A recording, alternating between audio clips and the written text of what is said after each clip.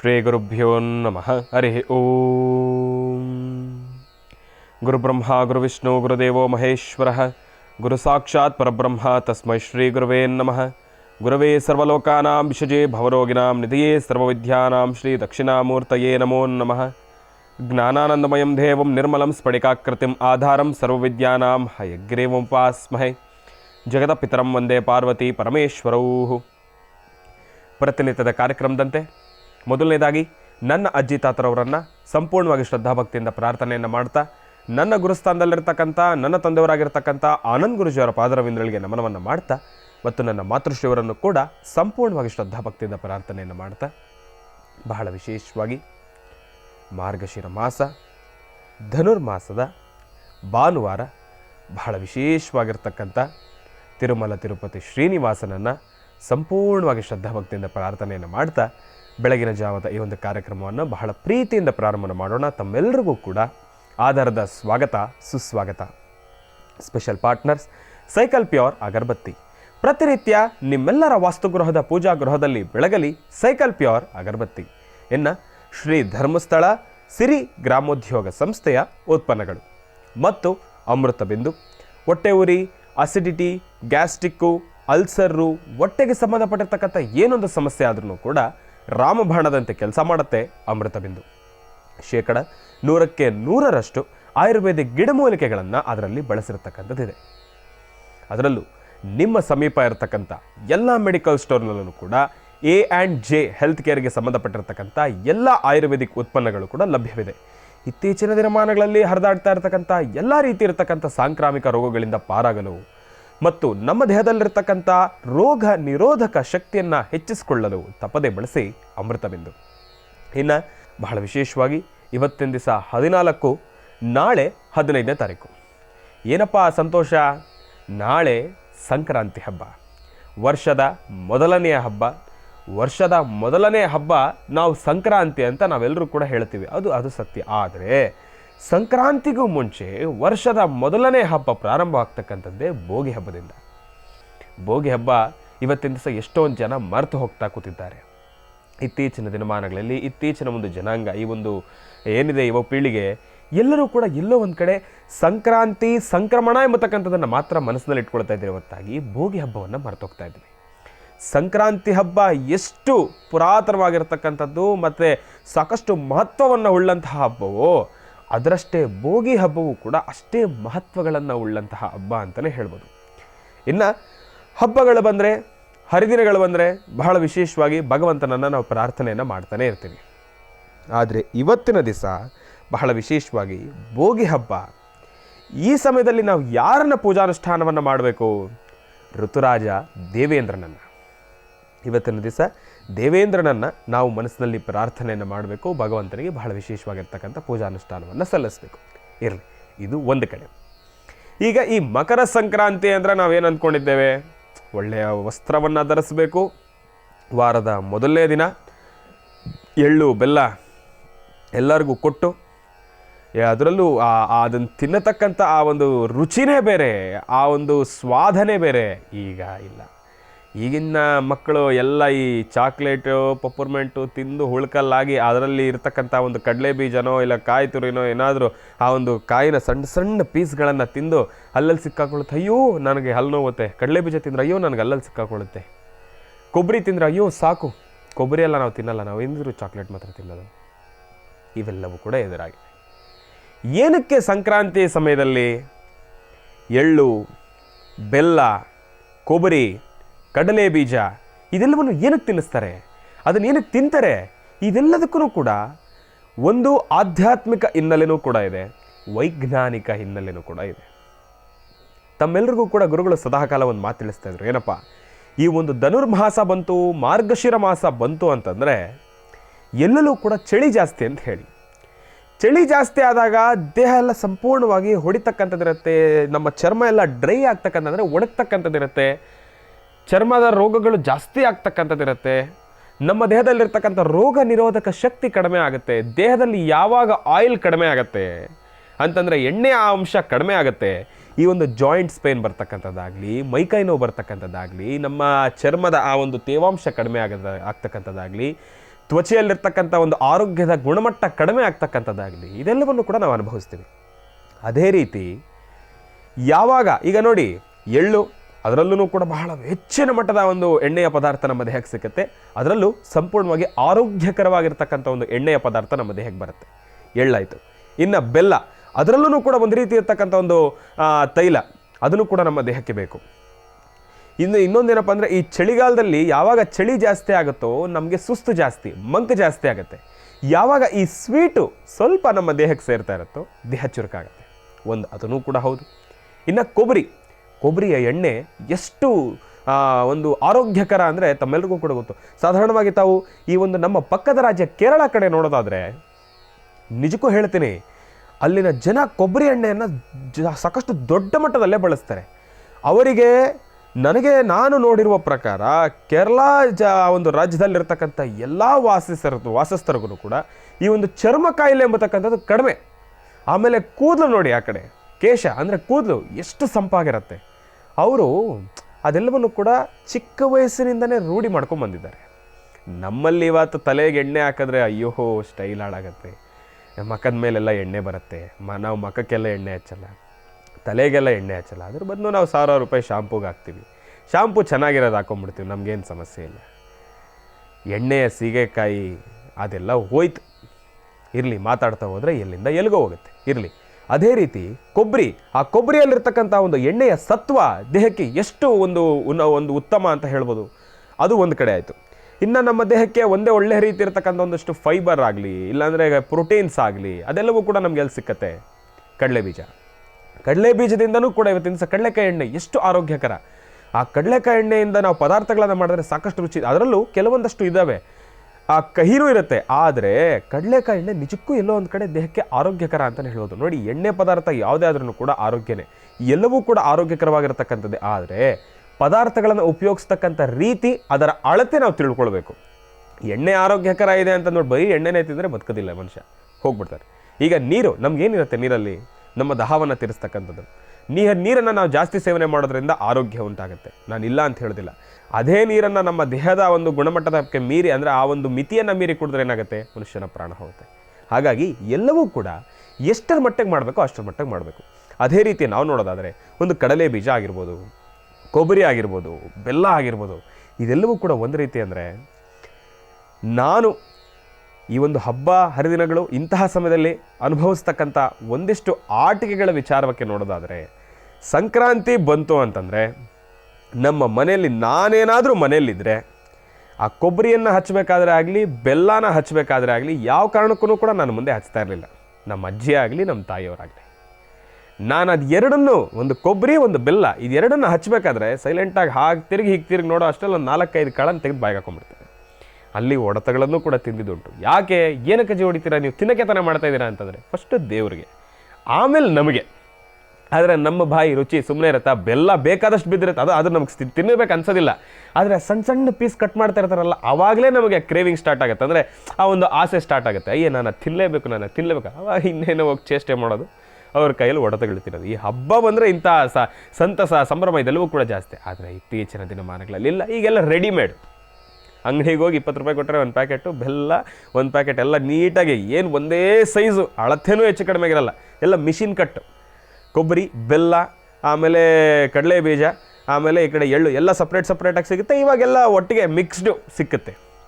ಅವ್ರು ತಗೊಂಬಂದು ಮನೇಲಿ ದೇವರ ಹತ್ರ ಇಟ್ಟು ಪೂಜೆ ಮಾಡ್ತಾರೆ. ಆಮೇಲೆ ಮನೆಗೆ ಬಂದವ್ರಿಗೆಲ್ಲನೂ ಕೂಡ ಎಳ್ಳು ಬೆಲ್ಲ ತಿಂದು ಚೆನ್ನಾಗಿರಪ್ಪ ನೀನು ಅಂತ ಹೇಳಿ ಒಂದು ಆಶೀರ್ವಾದವನ್ನು ಮಾಡಿ, ಮಕ್ಕಳಿಗೆಲ್ಲ ತಿನ್ನಿಸಿ ಹಿರಿಯರ ಹತ್ರ ಆಶೀರ್ವಾದವನ್ನು ತಗೊಂಡು ಅವರ ಹಬ್ಬವನ್ನು ಮುಗಿಸ್ಬಿಡ್ತಾರೆ. ಇರಲಿ, ವಿಚಾರಗಳು ಸಾಕಷ್ಟು ಇದೆ, ಹಂಚ್ಕೊಳ್ಳೋದು ಸಾಕಷ್ಟು ಇದೆ. ಅದರಲ್ಲೂ ಈ ಭೋಗಿ ಹಬ್ಬದ ಬಗ್ಗೆ ನಿಮಗೆ ಮತ್ತಷ್ಟು ಮಾಹಿತಿಯನ್ನು ತಿಳಿಸೋದಿದೆ. ಸಂಕ್ರಾಂತಿ ಹಬ್ಬ ಬಂತು ಅಂತಂದ್ರೆ ಒಂದು ರೀತಿ ಸಂತಸ, ಸಂಭ್ರಮ. ಸಂಕ್ರಾಂತಿಗೆ ಎಷ್ಟು ಮಹತ್ವ ಇದೆಯೋ ಭೋಗಿ ಹಬ್ಬಕ್ಕೂ ಕೂಡ ಅಷ್ಟೇ ಮಹತ್ವ ಇದೆ. ಭೋಗಿ ಹಬ್ಬದ ದಿನ ಏನು ಮಾಡ್ತಾರೆ?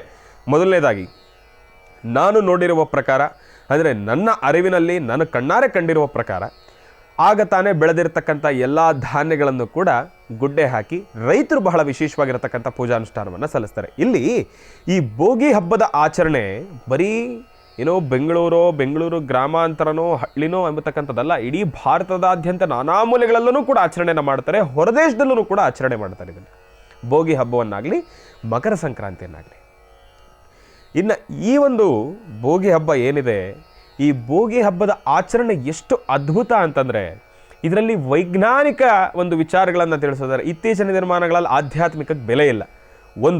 ಮೊದಲನೇದಾಗಿ ಆಧ್ಯಾತ್ಮಿಕವಾಗಿರ್ತಕ್ಕಂಥ ಒಂದಷ್ಟು ಜ್ಞಾನಶಕ್ತಿಗಾಗಲಿ ಬೆಲೆ ಇಲ್ಲ. ಏನಪ್ಪ ಮಾತೆತ್ತಿದ್ರೆ ಸೈನ್ಸ್ ಏನಾದರೂ ಇದ್ದರೆ ಪ್ರೂವ್ ಮಾಡಿರಿ, ಸುಮ್ಮನೆ ನೀವು ಆಧ್ಯಾತ್ಮಿಕ ಬುಕ್ಕು ಪುಸ್ತಕ ಹಳೆಯ ಕಾಲ ಅದು ಇದು ಎಲ್ಲ ಆಯಿತು. ವೈಜ್ಞಾನಿಕವಾಗೂ ಕೂಡ ಸಾಕಷ್ಟು ಮಹತ್ವವನ್ನು ಉಳ್ಳಂತಹ ಒಂದು ವಿಶೇಷವಾಗಿರ್ತಕ್ಕಂಥ ಹಬ್ಬ ಅಂದರೆ ಅದು ಭೋಗಿ ಹಬ್ಬ ಅಂತಲೇ ಹೇಳ್ಬೋದು. ಭೋಗಿ ಹಬ್ಬ ಈ ಒಂದು ಚಳಿಗಾಲ. ಇನ್ನು ಈಗ ಸರಿ ಆಯಿತು, ನಾನು ಇಷ್ಟೊತ್ತರೆಗೂ ಕೂಡ ಮನುಷ್ಯರ ಬಗ್ಗೆನೇ ಮಾತಾಡಿದೆ. ದನಕರುಗಳು ಪ್ರಾಣಿ ಪಕ್ಷಿಗಳ ಬಗ್ಗೆ ನಾವು ತಿಳಿಸೋದಾದರೆ, ದನಕರುಗಳ ವಿಚಾರಕ್ಕೆ ಬರೋದಾದರೆ, ಈ ಒಂದು ಚಳಿಗಾಲದಲ್ಲಿ ದನಕರುಗಳಿಗೆಲ್ಲ ಪಾಪ ಸಾಕಷ್ಟು ಕ್ರಿಮಿಕೀಟಗಳು ಅದರ ಮೈ ಮೇಲೆ ಬರುತ್ತೆ. ಅಂದರೆ ಅದಕ್ಕೆ ಚರ್ಮ ಸಮಸ್ಯೆಗಳು ಎದುರಾಗ್ತಕ್ಕಂಥದ್ದಿರಲಿ, ಕ್ರಿಮಿಕೀಟಗಳು ಅದರ ದೇಹಕ್ಕೆ ಅಂಟಿರ್ತಕ್ಕಂಥದ್ದಿರಲಿ, ಅದೆಲ್ಲವನ್ನು ಕೂಡ ದೂರ ಮಾಡಬೇಕು ಅಂತ ಹೇಳಿ ಬಹಳ ವಿಶೇಷವಾಗಿರ್ತಕ್ಕಂಥದ್ದು ಒಣಗಿರುವ ಹುಲ್ಲನ್ನು ಹಾಸಿ ಅದಕ್ಕೆ ಅಗ್ನಿ ಸ್ಪರ್ಶವನ್ನು ಮಾಡಿ ಆ ಅಗ್ನಿಯ ಮೇಲೆ ದನಕರುಗಳನ್ನು ಹಾಯಿಸ್ತಾರೆ. ಅಂದರೆ ಅದರ ಮೇಲೆ ಓಡಿಸಿದಾಗ ಆ ಒಣಗಿರತಕ್ಕಂಥ ಹುಲ್ಲಿನ ಆ ಒಂದು ಬೆಂಕಿಯ ಜ್ವಾಲೆ ಯಾವಾಗ ಅದರ ಚರ್ಮದ ಮೇಲ್ಭಾಗಕ್ಕೆ ನಿಧಾನವಾಗಿ ಹೀಗೆ ತಗಲುತ್ತೋ ಆಗ ಅದರ ಚರ್ಮದ ಮೇಲಿರ್ತಕ್ಕಂಥದ್ದಾಗಲಿ ಅದರ ದೇಹದ ಮೇಲಿರ್ತಕ್ಕಂಥದ್ದಾಗಲಿ ಎಲ್ಲ ಸಣ್ಣ ಪುಟ್ಟ ಕ್ರಿಮಿ ಕೀಟಗಳೆಲ್ಲ ನಾಶವಾಗಲಿ ಆ ಬೆಂಕಿಯ ಶಾಖಕ್ಕೆ ಆ ದನ ಕರುಗಳೆಲ್ಲವೂ ಕೂಡ ಆರೋಗ್ಯಕರವಾಗಿರಲಿ ಎಂಬತಕ್ಕಂಥ ಒಂದು ಭಾವನೆಯಿಂದ ಈ ಒಂದು ಕಿಚ್ಚಾಯಿಸ್ತಕ್ಕಂಥ ಒಂದು ಕಾರ್ಯಕ್ರಮವನ್ನು ಪ್ರತಿ ಭೋಗಿ ಹಬ್ಬದಂದು ಕೂಡ ಎಲ್ಲರೂ ಕೂಡ ಮಾಡ್ತಾರೆ. ಇನ್ನು ನಮ್ಮ ಪಕ್ಕದ ರಾಜ್ಯವಾಗಿರ್ತಕ್ಕಂಥ ತಮಿಳುನಾಡಲ್ಲಿ ಬಹಳ ವಿಶೇಷವಾಗಿ ಪೊಂಗಲ್ ಅಂತ ಹೇಳಿ ಕೂಡ ಆಚರಣೆಯನ್ನು ಮಾಡ್ತಾರೆ. ಅದೇ ರೀತಿ ಒಂದೊಂದು ನಾನಾ ಭಾಗಗಳಲ್ಲಿ ನಾನಾ ರೀತಿ ಇರತಕ್ಕಂಥ ಒಂದು ಆಚರಣೆಗಳು ನೆರವೇರ್ತಾ ಇರುತ್ತೆ. ನಮ್ಮ ಕರ್ನಾಟಕದಲ್ಲಿ ನಾನು ತಿಳಿದಿರೋ ಪ್ರಕಾರ ಆ ವರ್ಷವಿಡೀ ಬೆಳೆದಿರತಕ್ಕಂಥ ಒಂದು ಬೆಳೆಯ ಧಾನ್ಯಗಳೇನಿದ್ದಾವೆ ಅದೆಲ್ಲವನ್ನು ಕೂಡ ಗುಡ್ಡೆ ಹಾಕಿ ಬಹಳ ವಿಶೇಷವಾಗಿ ಭತ್ತ ಆಗಿರ್ಬೋದು, ಸಿರಿಧಾನ್ಯಗಳಾಗಿರ್ಬೋದು ಎಲ್ಲವನ್ನೂ ಕೂಡ ಗುಡ್ಡೆ ಹಾಕಿ ಬಹಳ ವಿಶೇಷವಾಗಿ ಪೂಜಾನುಷ್ಠಾನವನ್ನು ಸಲ್ಲಿಸ್ತಕ್ಕಂಥದ್ದಿರುತ್ತೆ. ಹಸುಗಳನ್ನು ಕಿಚ್ಚಾಯಿಸ್ತಕ್ಕಂಥದ್ದಿರುತ್ತೆ. ಇಂದಿನ ದಿನವೇ ನೀರನ್ನು ಒಂದು ಕಾಯಿಸಿಡ್ತಕ್ಕಂಥದ್ದಿರೋದಾಗಲಿ, ಒಂದು ಎಣ್ಣೆಯನ್ನು ತಯಾರು ಮಾಡ್ತಕ್ಕಂಥದ್ದಾಗಲಿ, ಬೆಳಗ್ಗೆ ಎದ್ದೇಳ್ತಾ ಇದ್ದಂಗೆ ಮಕ್ಕಳಿಗೆಲ್ಲನೂ ಕೂಡ ಲೈನಾಗಿ ಕೂಡಿಸಿ ಮಕ್ಕಳಾಗಲಿ ಹಿರಿಯರಾಗಲಿ ಎಲ್ಲರೂ ಕೂಡ ಮೈ ತುಂಬ ಎಣ್ಣೆ ಹಚ್ಕೊಂಡು ದೇಹದ ಮೇಲೆಲ್ಲ ಎಣ್ಣೆಯನ್ನು ಹಚ್ಕೊಂಡು ತಲೆಗೆಲ್ಲ ಚೆನ್ನಾಗಿ ಎಣ್ಣೆ ಇಟ್ಕೊಂಡು ಬೆಳಗ್ಗೆ ಸೂರ್ಯ ಉದಯಿಸ್ತಕ್ಕಂಥ ಸಮಯ ಒಂದು ಬ್ರಾಹ್ಮಿ ಮುಹೂರ್ತದ ಸಮಯದಲ್ಲಿ ಬಿಸಿ ಬಿಸಿ ಒಂದು ಅಭ್ಯಂಜನ ಸ್ನಾನವನ್ನು ಮಾಡಿ ಅದಾದ ಮೇಲೆ ಒಳ್ಳೆಯ ಹೊಸ ವಸ್ತ್ರವನ್ನು ಧರಿಸಿ ಆ ಒಂದು ಹಿಂದೂ ಸಂಪ್ರದಾಯದ ಈ ಒಂದು ಕಳೆಯ ವೈಭೋಗನೇ ಬೇರೆ. ಏನೇ ಹೇಳಿ ನಮ್ಮ ಹಿಂದೂ ಸಂಪ್ರದಾಯನಪ್ಪ. ಇದೆಲ್ಲವೂ ಕೂಡ ಒಂದು ರೀತಿ ಸಂತಸ ಸಂಭ್ರಮವನ್ನು ಸೃಷ್ಟಿ ಮಾಡ್ತಕ್ಕಂಥ ಸಂಗತಿಗಳು ಅಂತಲೇ ಹೇಳ್ಬೋದು. ಅದೇ ರೀತಿ ಇದೆಲ್ಲವೂ ಕೂಡ ಆದ ನಂತರ ಬಹಳ ವಿಶೇಷವಾಗಿ ಭಗವಂತನ ಪೂಜಾನುಷ್ಠಾನವನ್ನು ಸಲ್ಲಿಸ್ತಕ್ಕಂಥದ್ದು, ಏನು ಮನೆಯಲ್ಲೆಲ್ಲ ಕಬ್ಬನ್ನು ಕಟ್ತಕ್ಕಂಥದ್ದು, ಬಾಳೆ ಕಂಬವನ್ನು ಕಟ್ತಕ್ಕಂಥದ್ದು, ತೋರಣಗಳನ್ನು ಕಟ್ತಕ್ಕಂಥದ್ದು, ಇದೆಲ್ಲವೂ ಕೂಡ ಬಹಳ ಅತ್ಯದ್ಭುತ ಅಂತಲೇ ಹೇಳ್ಬೋದು. ಅದರಲ್ಲೂ ಈ ಒಂದು ಸಂಕ್ರಾಂತಿ ಕಾಲದಲ್ಲಿ ಆ ಡೂಡು ಬಸವಣ್ಣ ಅವರಂತೂ ಆ ಒಂದು ಬಸವಣ್ಣನ ಪ್ರತಿಯೊಬ್ಬರ ವಾಸ್ತುಗೃಹದ ಮನೆ ಬಾಗಿಲಿಗೂ ಕೂಡ ಕರ್ಕೊಂಡೋಗಿ ಪೂಜಾನುಷ್ಠಾನವನ್ನು ಸಲ್ಲಿಸ್ತಕ್ಕಂಥದ್ದಾಗಲಿ. ಬಸವಣ್ಣ ಬಂದಾಗ ಇತ್ತೀಚಿನ ಮೊದಲಾದರೆ ಡೂಡು ಬಸವಣ್ಣ ಬಂದ್ರಂದರೆ ಅವರ ನಾದವನ್ನು ಕೇಳಲಿಕ್ಕೆ, ಅಂದರೆ ಆ ಬಸವಣ್ಣನ ಕರ್ಕೊಂಬರ್ಬೇಕಾದ್ರೆ ಅವರ ನಾದಗಳು ಬಹಳ ಅದ್ಭುತವಾಗಿತ್ತು. ಇತ್ತೀಚಿನ ದಿನಮಾನಗಳಲ್ಲಿ ನುಡಿಸ್ತಾರಪ್ಪ ನಾದನ, ಯಾವುದೋ ಪಿಕ್ಚರ್ ಹಾಡುಗಳನ್ನೆಲ್ಲ ನುಡಿಸ್ತಾ ಇರ್ತಾರೆ ಆ ಒಂದು ನಾದಸ್ವರದಲ್ಲಿ. ಆ ಪಿಕ್ಚರ್ ಹಾಡುಗಳನ್ನೆಲ್ಲ ನಾದಸ್ವರದಲ್ಲಿ ನುಡಿಸ್ತಾ ಇರ್ತಾರೆ. ಹೋದ್ರೆ ಹೋಗ್ಲಿ ನುಡಿಸ್ತಾರ, ಪಿಕ್ಚರ್ ಹಾಡ ನುಡಿಸ್ತಾರಲ್ಲ, ಈ ಪಿಕ್ಚರಲ್ಲಿ ಬರೋ ಒಂದು ದೇವರ ಹಾಡಾದ್ರೂ ನುಡಿಸ್ತಾರ? ಇಲ್ಲ, ಎಲ್ಲ ಬೇರೆ ರೀತಿ ಇರ್ತಕ್ಕಂಥ ಹಾಡುಗಳನ್ನು ಕೂಡ ನಾದಸ್ವರದಲ್ಲಿ ಬಸವಣ್ಣನ ಕರ್ಕೊಂಬರ್ಬೇಕಾದ್ರೆ ನುಡಿಸ್ತಾರೆ. ಇರಲಿ, ವಿಚಾರ ಎಲ್ಲಿಂದ ಎಲ್ಲಿಗೋ ಹೋಗೋದು ಬೇಡ. ಯಾಕೆಂದರೆ ನಾನು ಕೂಡ ಸುಮಾರು ಸತಿ ಮನೆಯಲ್ಲಿ ಕೂತಾಗ ಅದನ್ನೆಲ್ಲವನ್ನು ಕೂಡ ಕೇಳಿಸ್ಕೊಂಡಿದ್ದೇನೆ. ಅವಾಗ ಅನ್ಸುತ್ತೆ ಇದು ಈ ಪಿಕ್ಚರ್ದಲ್ವ ಆಡಿರೋ, ಇವ್ರು ಯಾಕೆ ಬಸವಣ್ಣನ ಕರ್ಕೊಂಬರ್ತಾ ನುಡಿಸ್ತಾ ಇದ್ದಾರೆ ಇದನ್ನು ಅಂಥೇಳಿ. ಇರಲಿ, ಅದೆಲ್ಲವೂ ಕೂಡ ಜನರನ್ನು ಒಂದು ಕಡೆ ಸೆಳಿಲಿಕ್ಕೋಸ್ಕರ ಮಾಡ್ತಾ ಇದ್ದಾರೆ. ಆದ್ರೂ ಕೂಡ ಭಗವಂತನನ್ನು ಮುಂದೆ ಇಟ್ಕೊಂಡು ಬೇರೆ ರೀತಿ ಇರತಕ್ಕಂಥ ಹಾಡುಗಳನ್ನು ಅದರಲ್ಲಿ ಆ ಕ್ಷಣ ಅದನ್ನು ಉಚ್ಚರಿಸ್ತಾ ಆಗಲಿ, ಆ ಕ್ಷಣ ಅದನ್ನು ಉಪಯೋಗಿಸ್ತಾ ಆಗಲಿ ಭಗವಂತನ ನಾವು ಆರಾಧನೆಯನ್ನು ಮಾಡ್ತಕ್ಕಂಥದ್ದು ಅಷ್ಟು ಸೂಕ್ತ ಅಲ್ಲ. ಇದೊಂದು ವಿಚಾರ ಗಮನದಲ್ಲಿರಲಿ. ಇನ್ನು ಇದಾದ ಮೇಲೆ ಭೋಗಿ ಹಬ್ಬದಂದು ಬಹಳ ವಿಶೇಷವಾಗಿ ಭೋಗಿ ಹಬ್ಬವನ್ನು ಮತ್ತೊಂದು ರೀತಿ ಆಚರಣೆಯನ್ನು ಮಾಡಲಿಕ್ಕೆ ಏನಪ್ಪ ಅಂದರೆ, ಏನು ಗುರುಗಳೇ ಕೆಳಗೆ ನೋಡ್ತಾ ಇದ್ದೀರಾ ಅಂತಂದರೆ, ಹೌದು ನಾನು ಪೇಪರ್ ಇಟ್ಕೊಂಡಿದ್ದೇನೆ, ಅಂದರೆ ಸಣ್ಣ ಪುಟ್ಟ ವಿಚಾರಗಳನ್ನು ಅದರಲ್ಲಿ ಬರೆದಿಟ್ಕೊಂಡಿದ್ದೇನೆ. ಏನಪ್ಪ ಅಂತಂದರೆ, ಬಹಳ ವಿಶೇಷವಾಗಿ ಮಹಾರಾಜ ಸಾಗರ ಅಂತ ಒಬ್ಬರಿದ್ದರು. ಮಹಾರಾಜ ಸಾಗರನಿಗೆ 60,000 ಮಕ್ಕಳು. 60,000 ಮಕ್ಕಳಿಗೂ ಕೂಡ ಮೋಕ್ಷ ಸಿಗಬೇಕಾಗಿತ್ತು. ಆಗ ಬಹಳ ವಿಶೇಷವಾಗಿ ಭಗೀರಥ ಶಿವನ ಜಟೆಯಲ್ಲಿರ್ತಕ್ಕಂಥ ಗಂಗಾದೇವಿಯನ್ನು ಭೂಮಿಗೆ ತಂದಿರತಕ್ಕಂಥ ದಿನ ಅಂತ ಹೇಳಿನೂ ಕೂಡ ಈ ಒಂದು ದಿನವನ್ನು ಭೋಗಿ ಹಬ್ಬ ಅಂತೇಳಿ ಆಚರಣೆಯನ್ನು ಮಾಡ್ತಾರೆ. 60,000 ಮಕ್ಕಳಿಗೂ ಕೂಡ ಮೋಕ್ಷ ಕರುಣಿಸ್ತಕ್ಕಂಥ ಬಹಳ ವಿಶೇಷವಾಗಿರ್ತಕ್ಕಂಥ ಕೈಂಕರ್ಯ. ಆ ಕೈಂಕರ್ಯಕ್ಕಾಗಿ ಗಂಗಾದೇವಿಯ ಒಂದು ಸಹಾಯ ಬೇಕಾಗಿತ್ತು. ಆ ಮೋಕ್ಷವನ್ನು ಕೊಡಿಸ್ಲಿಕ್ಕಾಗಿ ಶಿವನ ಜಟೆಯಲ್ಲಿರ್ತಕ್ಕಂಥ ತಾಯಿ ಗಂಗಾದೇವಿಯನ್ನು ಭೂಮಿಗೆ ತಂದಿರತಕ್ಕಂಥ ದಿನ ಇವತ್ತಿನ ದಿವಸ. ಹಾಗಾಗಿ ಇದನ್ನು ಭೋಗಿ ಹಬ್ಬ ಅಂತ ಆಚರಣೆ ಮಾಡ್ತಾರೆ ಎಂಬತಕ್ಕಂಥ ರೀತಿಯೂ ಕೂಡ ಒಂದಿಷ್ಟು ವಿಚಾರಗಳಿದ್ದಾವೆ. ಇದೂ ಕೂಡ ಒಂದು ಮಾಹಿತಿ ನಾನು ತಮ್ಮೆಲ್ಲರಿಗೂ ಕೂಡ ತಿಳಿಸಿರ್ತಾ ಇದ್ದೀನಿ. ಇದೊಂದನ್ನು ಕೂಡ ಗಮನದಲ್ಲಿಟ್ಕೊಳ್ಳಿ. ಇನ್ನು ಭೋಗಿ ಹಬ್ಬ ಈ ರೀತಿ ಇರ್ತಕ್ಕಂಥದ್ದಿದೆ. ಹಸುವನ್ನು ಕಿಚ್ಚಾಯಿಸ್ತಕ್ಕಂಥದ್ದಾಗಲಿ, ಮನೆಯನ್ನೆಲ್ಲ ಸಾರಿಸಿ ಗುಡಿಸ್ತಕ್ಕಂಥದ್ದು. ನಾಳೆ ಬೆಳಗ್ಗೆ ಆದರೆ ಸಂಕ್ರಮಣ ಬೆಳಗ್ಗೆ ಆದರೆ ಹಬ್ಬ. ಇವತ್ತಿನ ದಿವಸ ಭೋಗಿ ಹಬ್ಬ. ಹಸುಗಳನ್ನೆಲ್ಲ ನೀಟಾಗಿ ಕಿಚ್ಚ ಹಾಯಿಸಿ ಅರಿಶಿನ ಕುಂಕುಮ ಎಲ್ಲವನ್ನು ಕೂಡ ಇಟ್ಟು, ಗಂಧ ಕುಂಕುಮ ಎಲ್ಲವನ್ನು ಕೂಡ ಇಟ್ಟು, ಹಸುವಿನ ಸಂಪೂರ್ಣವಾಗಿ ಚೆನ್ನಾಗಿ ಸಿಂಗರಿಸಿ, ಹಸುಗಳಿಗೆಲ್ಲನೂ ಕೂಡ ಅಲಂಕಾರಗಳನ್ನು ಮಾಡಿ, ಅದರಲ್ಲೂ ಈಗ ಎಲ್ಲೋ ಕಡಿಮೆ, ಈಗ ಇಲ್ಲಿ ಬರೀ ಹೂ ಮಾತ್ರ. ಆಗ ಅಂತಂದರೆ ಬಸವಣ್ಣನಿಗಾಗಲಿ, ಎತ್ತಿಗಾಗಲಿ, ಓರಿಗಳಿಗಾಗಲಿ ಅದಕ್ಕೆಲ್ಲನೂ ಕೂಡ ನಾವು ಆಗ ಈ ಒಂದು ಬುಕ್ ಸ್ಟಾಲ್ ಅಂದರೆ ಸ್ಟೇಷ್ನರಿ ಅಂಗಡಿಗಳಲ್ಲೆಲ್ಲನೂ ಕೂಡ ಇದು ಸಿಗೋದು, ಚಿಣ್ಮಿಣಿ ಪೇಪರ್ಗಳು.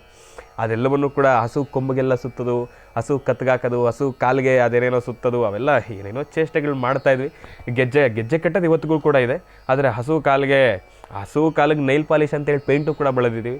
ಇರಲಿ, ಅದೆಲ್ಲವನ್ನು ಕೂಡ ಹೇಳಿದ್ರೆ ಹಾಸ್ಯಾಸ್ಪದ ಆಗುತ್ತೆ. ಆದರೆ ಅದೆಲ್ಲವೂ ಕೂಡ ಒಂದು ಸಂತಸ, ಸಂಭ್ರಮ. ಹಚ್ಚಬೇಕಾದ್ರೆ ಒದಿಸ್ಕೊಂಡಿರೋದು ಇದೆ. ಒದಿಸ್ಕೊಂಡ್ಮೇಲೆ ಮನೇಲಿ ಬಂದು ಅಲ್ಲಿ ಹಸು ಕೈಯಲ್ಲಿ ಒದಿಸ್ಕೊಬೇಕು, ಇಲ್ಲಿ ಮನೇಲಿ ಬಂದು ಒಡಿಸ್ಕೊಳ್ಳಬೇಕು ತಂದೆಯವ್ರ ಕೈಯಲ್ಲಿ. ನೀನು ಯಾಕೆ ಕೈಯ ಹೋಗಿದ್ದೆ ಅದ್ರ ಕಾಲಿಗೆ ನೇಲ್ ಪಾಲಿಶ್ ಬೆಳಕ್ಕೆ ಅಂದರೆ ಬಣ್ಣವನ್ನು ಬೆಳಕ್ಕೆ ಅಂತ ಹೇಳಿ. ಇರಲಿ, ಇದೆಲ್ಲವೂ ಕೂಡ ಒಂದು ಆಸೆ, ಒಂದು ಆಟ ಆಡಿ ಬಂದಿರತಕ್ಕಂಥದ್ದು. ಇನ್ನು ಇದಿಷ್ಟು ಭೋಗಿ ಹಬ್ಬದ ಕುರಿತಾಗಿ ವಿಚಾರಗಳು. ನಾಳೆ ಮಕರ ಸಂಕ್ರಮಣ. ಮತ್ತೊಂದು ವಿಶೇಷ ಏನಪ್ಪ, ಶಬರಿಮಲೆ ಸ್ವಾಮಿ ಅಯ್ಯಪ್ಪ ಸ್ವಾಮಿಯ ಸಾನ್ನಿಧ್ಯದಲ್ಲಿ ಮಕರ ಜ್ಯೋತಿಯ ದರ್ಶನ ಸರ್ವ ಪಾಪ ನಾಶನ ಅಂತಲೇ ಹೇಳ್ಬೋದು. ಮಕರ ಜ್ಯೋತಿಯ ದಿನದಂದು ಶಬರಿಮಲೆ ಸನ್ನಿಧಾನದತ್ತ ಸಾಕಷ್ಟು ಜನ ಭಕ್ತಾದಿಗಳು, ಅಯ್ಯಪ್ಪ ಸ್ವಾಮಿಯ ಮಾಲಾಧಾರಿಗಳು ಸಾಕಷ್ಟು ಜನ ಆ ಒಂದು ಸನ್ನಿಧಾನದ ಹತ್ರ ಪರಿಕ್ರಮಿಸ್ತಾನೆ ಇರ್ತಾರೆ. ಲಕ್ಷಾಂತರ ಗಟ್ಟಲೆ ಜನ ಮಕರ ಸಂಕ್ರಾಂತಿಯಂದು ಮಕರ ಜ್ಯೋತಿಯ ದರ್ಶನವನ್ನು ಮಾಡಲಿಕ್ಕೆ. ಭಗವಂತನ ಅನುಗ್ರಹ ನಿಜಕ್ಕೂ ನಿಮ್ಮೆಲ್ಲರ ಮೇಲೂ ಕೂಡ ಇರಲಿ ಅಂತ ಈ ಬಾರಿ ನಾನು ಕೂಡ ಪ್ರಾರ್ಥನೆಯನ್ನು ಮಾಡ್ತೀನಿ. ಜ್ಯೋತಿ ಇರ್ತಕ್ಕಂಥ ಸಮಯದಲ್ಲಿ ನಾವು ಕೂಡ ಆಶ್ರಮದಲ್ಲಿ ಬಹಳ ವಿಶೇಷವಾಗಿ ಒಂದು ಕರ್ಪೂರದ ಜ್ಯೋತಿಯನ್ನು ಹಚ್ಚುವ ಮುಖಾಂತರ ಅಯ್ಯಪ್ಪ ಸ್ವಾಮಿಯ ಸ್ಮರಣೆಯನ್ನು ಮಾಡ್ತಾ ಇದ್ದೇವೆ. ಹಾಗಾಗಿ ಇರಲಿ. ವಿಚಾರ ಮತ್ತೊಂದಿದೆ. ಅಯ್ಯಪ್ಪ ಸ್ವಾಮಿ ಅಂತ ಹೇಳಿದ್ಮೇಲೆ ಅದರ ಬಗ್ಗೆ ಒಂದು ವಿಚಾರವನ್ನು ತಿಳಿಸೋದಿದೆ. ಆಮೇಲೆ ಮೊನ್ನೆ ನಾನು ದರ್ಶನ ಮಾಡ್ಕೊಂಡು ಬಂದೆ ಮಂಡಲದ ಪೂಜಾ ಸಮಯದಲ್ಲಿ. ಆಗ ನನಗಾಗಿರತಕ್ಕಂಥ ಒಂದೆರಡು ಅನುಭವಗಳು, ಯಾಕೆಂದರೆ ನಾನು ದೊಡ್ಡ ಪಾದ ಮಾಡಿದ್ದಲ್ವ, ಅದರ ಅನುಭವಗಳನ್ನು ನಾನು ನಿಮ್ಮ ಜೊತೆ ಹಂಚ್ಕೊಳ್ಳೋದಿದೆ. ಇನ್ನು ಬಹಳ ವಿಶೇಷವಾಗಿ ಕಾರ್ಯಕ್ರಮ ಪ್ರಾರಂಭ ಆಗಿ 2 ಭಾಗಗಳು ಮುಗಿದೋಯ್ತು. ಏನಪ್ಪ ಗುರುಗಳಿಂದ ದಿನವಿಶೇಷ ಪ್ರಾರಂಭ ಮಾಡಿಲ್ಲ ಅಂತ ತಾವೆಲ್ಲರೂ ಕೂಡ ಅಂದ್ಕೊಳ್ಬೋದು. ವಿಚಾರಧಾರೆ ಹರ್ಕೊಂಡು ಹೋಗ್ತಾ ಇರಬೇಕಾದ್ರೆ ಸಣ್ಣ ಪುಟ್ಟ ಇಂಥ ವಿಚಾರಗಳನ್ನು ಮರೆತು ಹೋಗಬೇಕಾಗ್ತದೆ.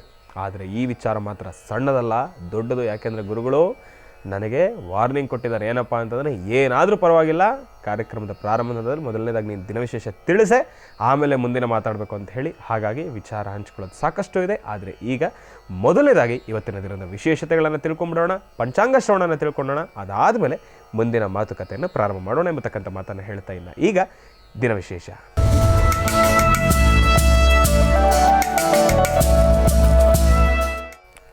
ಓಂ ನಮಃ ಸೂರ್ಯಾಯ ಚಂದ್ರಾಯ ಮಂಗಳಾಯ ಬುಧಾಯ ಚ ಗುರುಶುಕ್ರ ಶನಿಭ್ಯಶ್ಚ ರಾಹವೇ ಕೇತವೇ ನಮಃ. ಓಂ ನಮಃ ಶಿವಾಯ. ಓಂ ನಮಃ ಶಿವಾಯ. ಶ್ರೀ ಶೋಭಕೃತ್ನಾಮ ಸಂವತ್ಸರೆ ದಕ್ಷಿಣಾಯನೆ ಹಿಮಂತ ಋತೌ ಪುಷ್ಯಮಾಸ ಶುಕ್ಲಪಕ್ಷ 14/1/2024 ಭಾನುವಾರ ಧನಿಷ್ಠಾ ನಕ್ಷತ್ರ. ಬಹಳ ವಿಶೇಷವಾಗಿ ಇವತ್ತಿನ ದಿವಸ ಧನಿಷ್ಠಾ ನಕ್ಷತ್ರ, ಭೋಗಿ ಹಬ್ಬ. ಧನಿಷ್ಠಾ ನಕ್ಷತ್ರದಲ್ಲಿ ಜನಿಸಿರತಕ್ಕಂಥವ್ರು ಯಾರೆಲ್ಲ ಇವತ್ತಿನ ದಿವಸ ಹುಟ್ಟು ಹಬ್ಬವನ್ನು ಆಚರಣೆಯನ್ನು ಮಾಡ್ಕೊಳ್ತಾ ಇದ್ದೀರೋ ತಮ್ಮೆಲ್ಲರಿಗೂ ಕೂಡ ವಸುಧೈವ ಕುಟುಂಬಕಂ ಜಿ ಕನ್ನಡದ ವತಿಯಿಂದ, ಮಹರ್ಷಿವಾಣಿ ಕಾರ್ಯಕ್ರಮದ ವತಿಯಿಂದ, ಗುರುಗಳ ಆಶೀರ್ವಾದದಿಂದ ತಮ್ಮೆಲ್ಲರಿಗೂ ಕೂಡ ಹುಟ್ಟುಹಬ್ಬದ ಶುಭಾಶಯಗಳನ್ನು ಬಹಳ ಪ್ರೀತಿಯಿಂದ ತಿಳಿಸ್ತಾ ಇದ್ದೀನಿ. ತಮ್ಮೆಲ್ಲರಿಗೂ ಕೂಡ ಹುಟ್ಟುಹಬ್ಬದ ಆರ್ಥಿಕ ಶುಭಾಶಯಗಳು. ಒಳ್ಳೆಯದಾಗಲಿ, ಶುಭವಾಗಲಿ. ಇನ್ನು ಮುಂದಿನ ನಿರ್ಮಾಣಗಳಲ್ಲಿ ತಾವು ಆಗ್ತಕ್ಕಂಥ ಪ್ರತಿಯೊಂದು ಹೆಜ್ಜೆಯಲ್ಲೂ ಕೂಡ ಯಶಸ್ಸನ್ನೇ ಸಿದ್ಧಪಡಿಸ್ಕೊಳ್ಳಿ ಎಂಬತಕ್ಕಂಥ ಒಂದು ಮಾತನ್ನು ತಿಳಿಸ್ತಾ, ಇನ್ನು ಈಗ ಅಯ್ಯಪ್ಪ ಸ್ವಾಮಿ ವ್ರತಾನುಷ್ಠಾನದ ಬಗ್ಗೆ ತಿಳಿಸ್ತಾ ಇದ್ದೆ. ಅದರಲ್ಲೂ ಈ ಬಾರಿ ನಂದು 12 ವರ್ಷ ಸಂಪನ್ನ ಆಯಿತು. ಅಂದರೆ ಬಾಲೆಯನ್ನು ಹಾಕ್ಕೊಂಡು ಭಗವಂತನ ಸನ್ನಿಧಾನಕ್ಕೆ ಹೋಗಿರ್ತಕ್ಕಂಥದ್ದು 12 ವರ್ಷಗಳು ಸಂಪನ್ನಗೊಳಿಸಿದ್ದೇನೆ. ಅದನ್ನು ಬಿಟ್ಟು ಒಂದು 3 ವರ್ಷ ಸಿವಿಲಲ್ಲೂ ಕೂಡ ಭಗವಂತನ ದರ್ಶನ ಮಾಡ್ಕೊಂಡು ಬಂದಿದ್ದೆ. ಆದರೆ 12 ವರ್ಷದಲ್ಲಿ ಮೊಟ್ಟ ಮೊದಲನೇ ಬಾರಿಗೆ ನಾನು ದೊಡ್ಡ ಪಾದ ಮಾಡಿದ್ದು. ಅದರಲ್ಲೂ ಲಾಸ್ಟ್ ಟೈಮ್ ಹೋದಾಗ ಹೀಗೆ ಒಂದು ಸಂಕಲ್ಪವನ್ನು ಮಾಡಿಕೊಂಡಿದ್ದೆ. ಆಗಲೂ ಮಾಡಬೇಕು ಎಂಬತಕ್ಕಂಥ ಆಸೆ ಇತ್ತು, ಆದರೆ ಕಾರಣಾಂತರಗಳಿಂದ ಆಗಲಿಲ್ಲ. ಯಾಕೆಂದರೆ ನಾನು ನನ್ನ ಬಲಗಡೆ ಭುಜವನ್ನು ಸ್ವಲ್ಪ ಏಟು ಮಾಡಿಕೊಂಡಿದ್ದೆ, ಹಾಗಾಗಿ ಆಗಿರಲಿಲ್ಲ.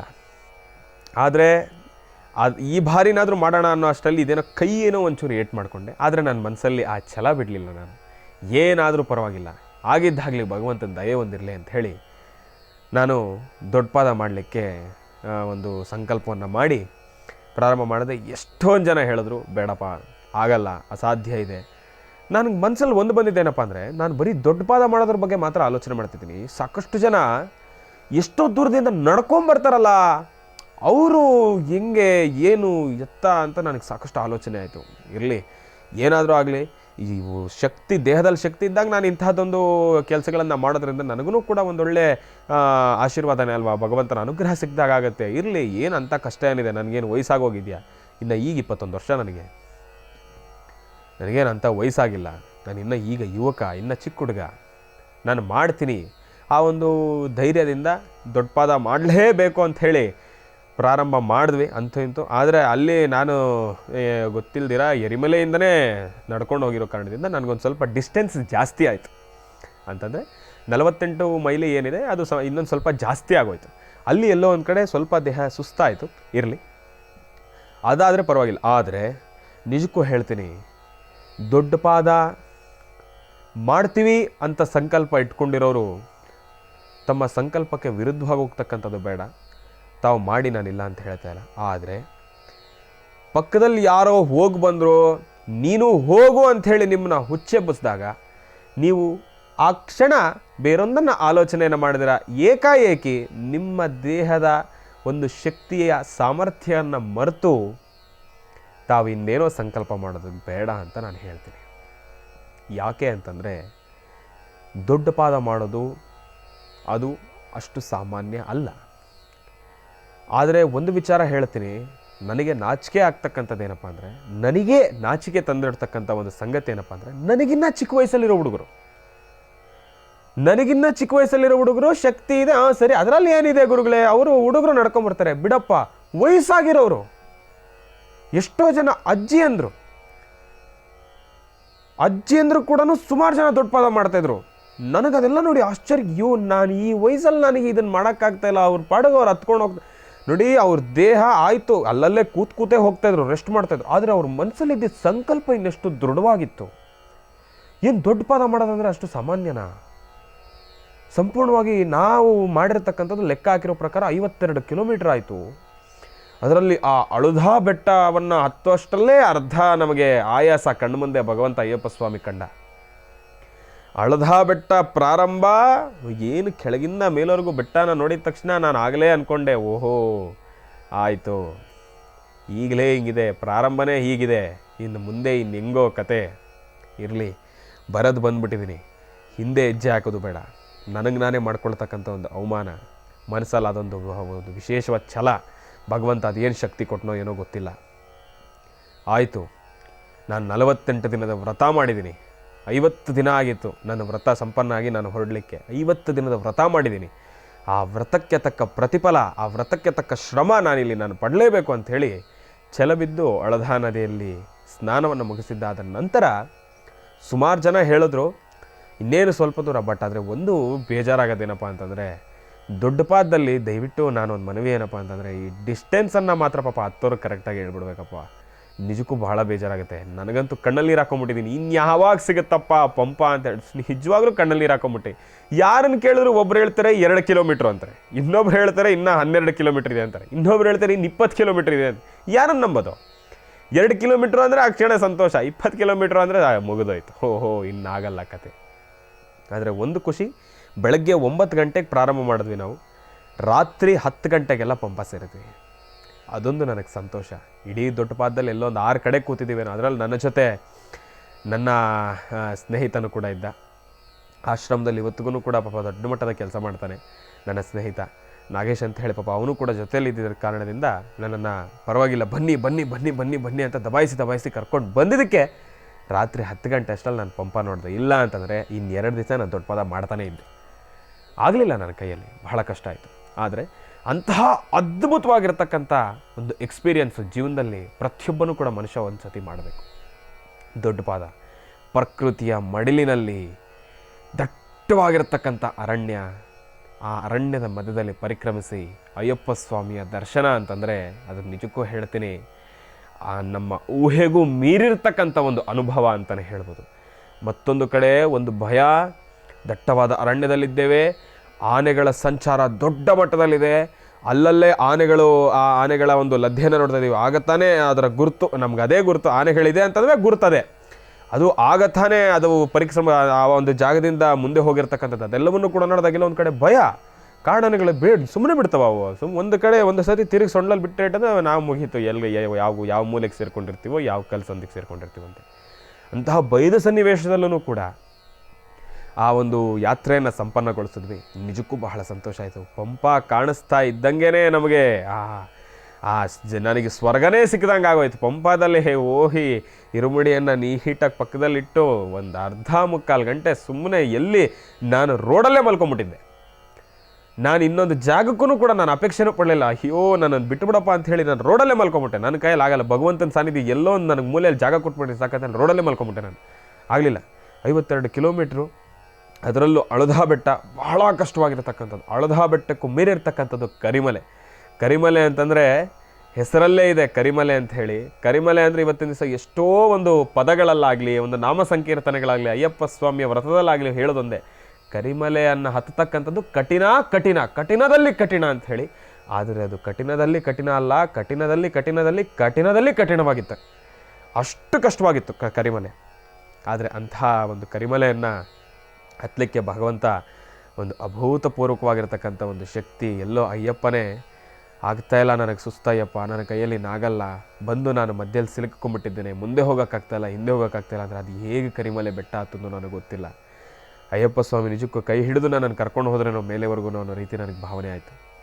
ನಂಬುತ್ತಿರೋ ಬಿಡ್ತಿರೋ ನಮ್ಮ ಜೊತೆ ಎಷ್ಟೊಂದು ಜನ ಪಕ್ಕದಲ್ಲಿ ನಡ್ಕೊಂಡು ಹೋಗ್ತಾರೋರೆಲ್ಲ, ಸ್ವಾಮಿ ನಾವು ನಿನ್ನೆ ರಾತ್ರಿ ಹತ್ತಿದ್ದು ಇನ್ನೂ ಹತ್ತಾನೆ ಇದ್ದೀವಿ, ನೀವು ಇಷ್ಟು ಬೇಗ ಹೆಂಗೆ ಬಂದ್ರಿ ಅಂತ ಕೇಳಿದಾಗ ಆ ಕ್ಷಣ ಸಂತೋಷ ಆಗೋದು. ನಾವು ಬೇಗ ಬಂದಿದ್ದೀವಿ ಅಂತ ಹೇಳಿ ಆ ಕ್ಷಣ ಒಂದು 5 ನಿಮಿಷ ಅಷ್ಟೇ ಬೇಗ ಬೇಗ ನಡ್ಕೊಂಡು ಹೋಗ್ಬಿಡ್ತಾ ಇದ್ವಿ. ಆ ಕ್ಷಣ ಏನೋ ಒಂದು ಖುಷಿಗೆ ನಡ್ಕೊಂಡು ಹೋಗ್ಬಿಡ್ತಾ ಇದ್ದೆ. ಆಮೇಲೆ ಆಯಾಸ, ಬೇಡಪ್ಪ. ಆಮೇಲೆ ಏನಪ್ಪ ಅಂದರೆ ಅದೇನೋ ಸೋಡಾ ಜ್ಯೂಸ್ ಕೊಡ್ತಾರೆ, ನೀರು ಮಾತ್ರ ಕೊಡಲ್ಲ. ನೀರಿನ ಬಾಟ್ಲಿನ ವ್ಯವಸ್ಥೆ ಇಲ್ಲ, ನೀರಿನ ಬಾಟ್ಲು ತುಂಬ್ಕೊಂಡು ಹೋಗ್ಬಿಡ್ಬೇಕು. ಆದರೆ ಅಲ್ಲಲ್ಲೇ ಸಣ್ಣದಾಗಿ ನೀರಿದೆ ಅಂತ ಹೇಳ್ತಾರೆ. ಇಷ್ಟು ಕ್ಯಾನಲ್ಲಿ ನೀರಿಟ್ಟಿರ್ತಾರೆ, ಅದರಲ್ಲಿ ಇನ್ನೆಷ್ಟು ಜನ, 1-2 ಜನ ಹೋಗ್ತಾ ಇರ್ತಾರೆ, ಸಾವಿರಾರು ಜನ ಬೆಟ್ಟ ಹತ್ತಾ ಇರ್ತಾರೆ. ನೀರು ಖಾಲಿಯಾಗೋಗಿರುತ್ತೆ, ನೀರು ಸಿಕ್ಕಲ್ಲ. ಅದು ಏನಿದ್ರು ಬರೀ ಸೋಡಾ ಕುಡಿಬೇಕು. ಅಂದರೆ ಅಲ್ಲಿನ ಒಂದು ನಿಂಬೆ ಹಣ್ಣಿನ ಒಂದು ಸೋಡಾ ಕೊಡ್ತಾ ಇರ್ತಾರೆ, ಅದನ್ನು ಕುಡಿಬೇಕು. ಎಷ್ಟು ಅಂತ ಸೋಡಾ ಕುಡಿತೀರ, ಎಷ್ಟು ಅಂತ ಜ್ಯೂಸ್ ಕುಡಿಯೋದು ಆಗೋದಿಲ್ಲ. ನೀರು ಬೇಕು ಅನಿಸುತ್ತೆ, ಆ ಕ್ಷಣ ನೀರು ಸಿಕ್ಕಲ್ಲ. ಆದರೆ ಅಯ್ಯಪ್ಪ ಸ್ವಾಮಿಯ ಆ ಒಂದು ವ್ರತದಲ್ಲಿ ನಾವು ಏನಕ್ಕೆ ಅಷ್ಟು ಕಟ್ಟುನಿಟ್ಟಾಗಿ ವ್ರತವನ್ನು ಮಾಡಿ ಅಂತ ಹೇಳ್ತಾರೆ ಅಂದರೆ ಇದೇ ಕಾರಣಕ್ಕೆ ಅಂತ ನನಗೆ ಅವಾಗ ಅರ್ಥ ಆಯಿತು. ವ್ರತ ನಾವು ಎಷ್ಟು ಕಟ್ಟುನಿಟ್ಟಾಗಿ ಮಾಡ್ತೀವೋ ಅಷ್ಟು ಈಸಿಯಾಗಿ ದೊಡ್ಡ ಪಾದ ಮಾಡ್ತೀವಿ. ವ್ರತದಲ್ಲಿ ನಾವೇನಾದರೂ ಹೆಚ್ಚು ಕಡಿಮೆ ಮಾಡಿದ್ರೆ ದೊಡ್ಡ ಪಾದದಲ್ಲಿ ಎಲ್ಲ ಕಣ್ಣು ಮುಂದೆ ಬರುತ್ತೆ. ಅಂತಹ ದೊಡ್ಡ ಪಾದವನ್ನು ಮುಗಿಸಿ ಭಗವಂತ ಸನ್ನಿಧಾನವನ್ನು ದರ್ಶನವನ್ನು ಮಾಡಿದ್ದಾಯಿತು. ಅದ್ಭುತವಾಗಿ ದರ್ಶನ ಆಯಿತು. ಜನ ಮಾತ್ರ ಭಯಂಕರ ಜನ, ಮರಳಾಕಿದ್ರೆ ಭೂಮಿ ಮೇಲೆ ಮರಳು ಇಳಿಯುತ್ತೋ ಇಲ್ವೋ ಅನ್ನೋಷ್ಟು ಜನ. ಆ ಜನದಲ್ಲೂ ಕೂಡ ಬಹಳ ವಿಶೇಷವಾಗಿರ್ತಕ್ಕಂಥ ದರ್ಶನ ಆಯಿತು. ನನ್ನ ಪೂರ್ವಜನ್ಮದ ಪುಣ್ಯ, ಅಯ್ಯಪ್ಪ ಸ್ವಾಮಿಯ ಅನುಗ್ರಹ ನಿಮ್ಮೆಲ್ಲರ ಮೇಲೂ ಕೂಡ ಇರಲಿ. ಅಯ್ಯಪ್ಪ ಸ್ವಾಮಿಯ ಕೃಪಾಶೀರ್ವಾದ ನಿಮಗಿರಲಿ. ಈ ಒಂದು ವಿಚಾರವನ್ನು ತಿಳಿಸ್ತಾ ಇನ್ನು ನಾಳೆ ಬೆಳಗ್ಗಿನ ನೇರ ಪ್ರಸಾರದ ಕಾರ್ಯಕ್ರಮ ಮಿಸ್ ಮಾಡ್ಕೊಳ್ತಕ್ಕಂಥದ್ದು ಬೇಡ. ಸಂಕ್ರಾಂತಿಯ ವಿಶೇಷ ನೇರ ಪ್ರಸಾರ ಮಹರ್ಷಿವಾಣಿ ಕಾರ್ಯಕ್ರಮ ಬಹಳ ಅದ್ಭುತವಾಗಿದೆ. ನಾಳಿನ ಕಾರ್ಯಕ್ರಮವನ್ನು ತಪ್ಪದೇ ವೀಕ್ಷಿಸಿ. ನಾಳಿನ ನೇರ ಪ್ರಸಾರದ ಕಾರ್ಯಕ್ರಮದಲ್ಲಿ ಸಾಕಷ್ಟು ವಿಚಾರಗಳನ್ನು ತಿಳ್ಕೊಳ್ಳೋದಿದೆ. ಭಗವಂತನಿಗೆ ಪೂಜಾನುಷ್ಠಾನವನ್ನು ಸಲ್ಲಿಸೋದಿದ್ರೆ ನಮ್ಮ ಜೊತೆ ತಾವು ಕೂಡ ಹಬ್ಬವನ್ನು ಆಚರಿಸ್ಕೊಳ್ಬೇಕು, ನಿಮ್ಮ ಜೊತೆ ನಾವು ಕೂಡ ಹಬ್ಬವನ್ನು ಆಚರಿಸ್ಕೊಳ್ಬೇಕು.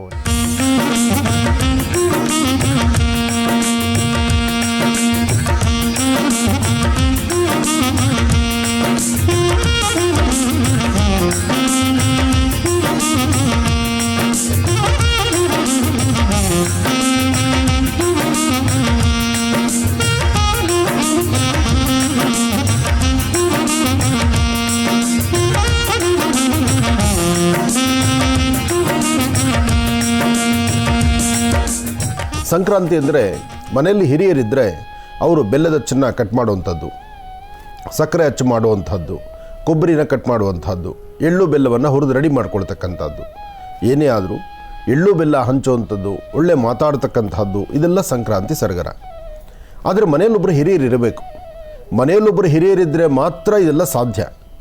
ಇಲ್ಲ ಅಂದರೆ ಇವತ್ತಿನ ಒಂದು ಪರಿಸ್ಥಿತಿ ನೋಡಿದ್ರೆ ಎಲ್ಲರೂ ಒತ್ತಡದಲ್ಲಿದ್ದಾರೆ, ಎಲ್ಲರೂ ಕೆಲಸದ ಒತ್ತಡದಲ್ಲಿದ್ದಾರೆ. ಹಾಗಾಗಿ ನೀವು ಮಾಡುವಂಥ ಕೆಲಸ ಏನಪ್ಪ ಅಂದರೆ, ಮಾರ್ಕೆಟ್ಗೆ ಹೋಗ್ತೀರಿ, ಯಾರೋ ತಯಾರು ಮಾಡಿರ್ತಕ್ಕಂಥ ಎಲ್ಲವೂ ಮಿಕ್ಸ್ ಆಗಿರ್ತಕ್ಕಂಥ ಪಾಕೆಟ್ಸ್ ಇರುತ್ತೆ, ಎಳ್ಳು ಬೆಲ್ಲ ಅಂತಹದ್ದನ್ನೇ ಒಂದಷ್ಟು ತಂದುಬಿಡ್ತೀರಿ. ಆದರೆ ನೀವು ತರ್ತಕ್ಕಂತಹದ್ದಕ್ಕೆ ಒಂದಷ್ಟು ಜೀರಿಗೆ ಪಪರ್ಮೆಂಟು ಅಥವಾ ಅದಕ್ಕೆ ಬೇಕಾಗಿರ್ತಕ್ಕಂಥ ಬತ್ತಾಸೋ, ಒಳಗಿರ್ತಕ್ಕಂಥ ಸಕ್ಕರೆ ಪಪರ್ಮೆಂಟುಗಳು ಇದು ಸಾಕಷ್ಟು ಇರುತ್ತೆ. ಆದರೆ ಮನೆಗಳಲ್ಲಿ ತಯಾರು ಮಾಡ್ತಕ್ಕಂತಹ ಎಳ್ಳು ಬೆಲ್ಲಕ್ಕೆ ಅದಕ್ಕೆ ಅದರದೇ ಆದಂತಹ ಗತ್ತಿರುತ್ತೆ, ಅದರದೇ ಆದಂತಹ ವರ್ಚಸ್ಸಿರುತ್ತೆ. ಯಾಕೆ ಅಂದರೆ ಮನೆಯಲ್ಲಿ ತಯಾರು ಮಾಡ್ತಕ್ಕಂಥ ಪದಾರ್ಥವೇ ಬೇರೆ, ವ್ಯಾಪಾರೀಕರಣಕ್ಕಾಗಿ ಮಾಡಿಡುವಂತಹ ಪದಾರ್ಥವೇ ಬೇರೆ. ಏನೇ ಆದರೂ ನೀವು ಶ್ರಮಿಸಿ ಪ್ರತಿಯೊಂದು ಹಬ್ಬಕ್ಕೂ ಪೂರ್ವಭಾವಿಯಾಗಿ ಏನು ಮಾಡಬೇಕು, ಯಾವ ಪದಾರ್ಥವನ್ನು ಮಾಡಬೇಕು, ಇದೆಲ್ಲವನ್ನು ಮನೆಯಲ್ಲಿರ್ತಕ್ಕಂಥ ತಾಯಂದರು ನಿಮ್ಮ ಹಿರಿಯರ ಜೊತೆ, ನಿಮ್ಮ ಅತ್ತೆ ಆಗಿರ್ಬೋದು ಅಥವಾ ನಿಮ್ಮ ತಾಯಿ ಆಗಿರ್ಬೋದು, ಒಂದು ತಾಯಿಯಿಂದ ಕಲಿಬೇಕು, ಇನ್ನೊಂದು ಅತ್ತೆಯಿಂದ ಕಲಿಬೇಕು. ಅತ್ತೆ ಮತ್ತು ತಾಯಿ ಇಬ್ಬರು ಕಲಿಸುವಂತಹದ್ದು ನಾಳೆ ನಿಮ್ಮ ಮನೆ ಮಕ್ಕಳಿಗೆ ಹೇಳಿಕೊಡ್ಬೇಕು. ಇದು ಸಂಪ್ರದಾಯಬದ್ಧವಾಗಿರ್ತಕ್ಕಂಥದ್ದು.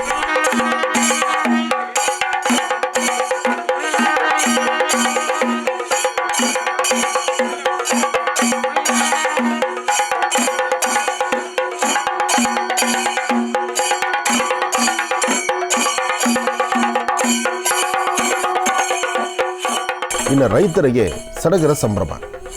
ರೈತರು ಒಂದು ವರ್ಷ ಇದಕ್ಕಾಗಿ ಕಾಯ್ತಾರೆ. ಸಂಕ್ರಾಂತಿ ಹಬ್ಬ ಬಂತು ಅಂದರೆ ಆ ಒಂದು ಹೆಗಲು ಕೊಡ್ತಕ್ಕಂಥ ಎತ್ತುಗಳಿಗೆ ಹಸುಗಳಿಗೆ ವಿಶೇಷವಾಗಿರ್ತಕ್ಕಂಥ ಒಂದು ಅಲಂಕಾರವನ್ನು ಮಾಡ್ತಾರೆ. ಇದನ್ನು ಭೋಗಿ ಹಬ್ಬ ಅಂತಲೂ ಹೇಳ್ತಾರೆ, ಪೊಂಗಲ್ ಅಂತ ಹೇಳ್ತಾರೆ. ಅಂದರೆ ಒಂದೊಂದು ಪ್ರಾಂತ್ಯಗಳಲ್ಲಿ ಒಂದೊಂದು ಥರ ಹೇಳುವಂಥದ್ದು. ಹಾಗಾಗಿ ಸಂಕ್ರಾಂತಿ ಸಡಗರ ಬಹಳ ಎಲ್ಲರಿಗೂ ಸಂತೋಷವನ್ನೇ ತರುತ್ತೆ. ಯಾಕೆಂದರೆ ಜನವರಿ ಕ್ಯಾಲೆಂಡರ್ ಪ್ರಾರಂಭ ಆದರೆ ಅದಾದ ನಂತರ ಮೊದಲನೇ ಹಬ್ಬನೇ ಇದಿಷ್ಟು ಒಂದು ಭಾಗ. ಆದರೆ ಇನ್ನು ಉತ್ತರಾಯಣ ಪುಣ್ಯಕಾಲ. ಇಲ್ಲಿವರೆಗೂ ದಕ್ಷಿಣಾಯನದಲ್ಲಿ ಯಾವುದೇ ಶುಭ ಕಾರ್ಯಗಳನ್ನು ಮಾಡಲಿಕ್ಕೆ ಆಗದಿರ ಒಂದಷ್ಟು ಜನ, ಅಂದರೆ ಇತ್ತೀಚಿನ ದಿನಗಳಲ್ಲಿ ಉತ್ತರಾಯಣ ದಕ್ಷಿಣಾಯನ ಅದರ ಬಗ್ಗೆ ವ್ಯತ್ಯಾಸಗಳನ್ನು ತಿಳ್ಕೊಳ್ಳೋಕ್ಕಾಗದಂಥ ರೀತಿಯಲ್ಲಿ ಇದ್ದಾರೆ. ಇವತ್ತಾಗಬೇಕು, ಆಗೋಗಬೇಕು, ಅಥವಾ ಈ ಮುಹೂರ್ತ ಸರಿ ಇಲ್ಲ, ಬೇಡ, ಆದರೂ ನಾವು ಮಾಡಲೇಬೇಕು. ಅದಕ್ಕೆ ಪರ್ಯಾಯವಾಗಿ ಏನಾದ್ರು ಒಂದು ಶಾಂತಿ ನೋಡಿ.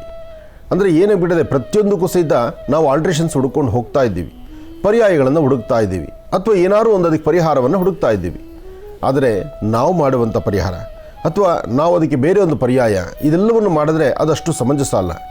ಪ್ರಕೃತಿ ಹೇಗೆ ಅದನ್ನು ಒಪ್ಕೊಂಡಿರುತ್ತೋ, ಪ್ರಕೃತಿಯ ಮಡಿಲಲ್ಲಿ ಹೇಗೆ ನಡೆಯುತ್ತೋ, ಹಾಗೆ ಪ್ರಕೃತಿ ಯಾವುದಕ್ಕೆ ಸ್ಪಂದಿಸುತ್ತೋ, ಪ್ರಕೃತಿಯೊಂದಿಗೆ ನಾವು ಹೆಜ್ಜೆಯನ್ನು ಹಾಕಿದ್ರೆ ಅದು ಸಾಕಷ್ಟು ಫಲಗಳನ್ನು ಕೊಡುತ್ತೆ.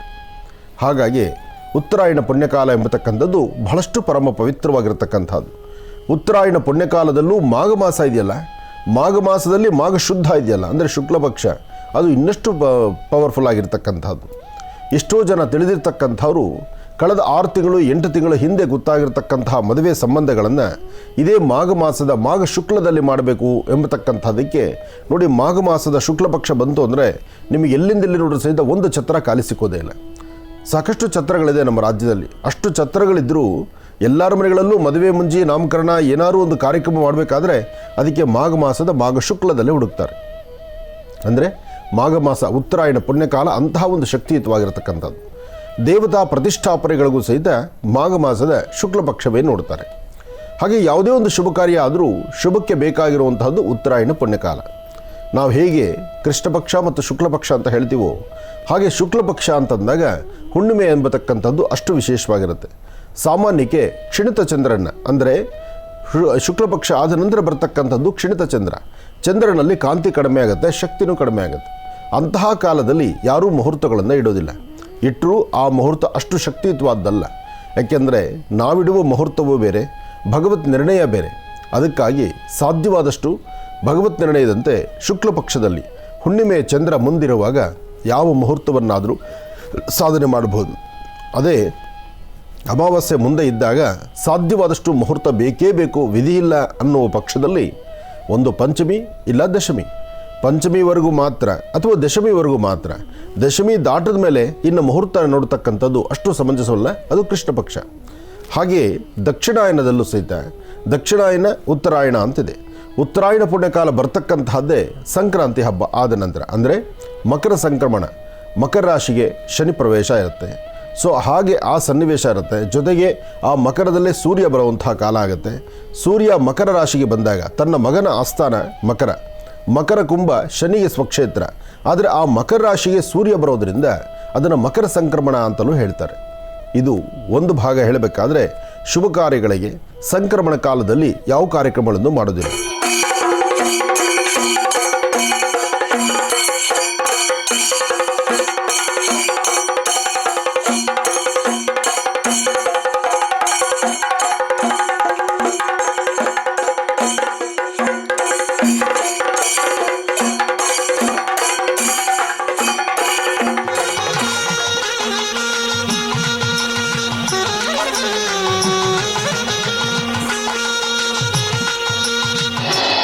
ಸಂಕ್ರಾಂತಿ ಶುಭಾಶಯಗಳು.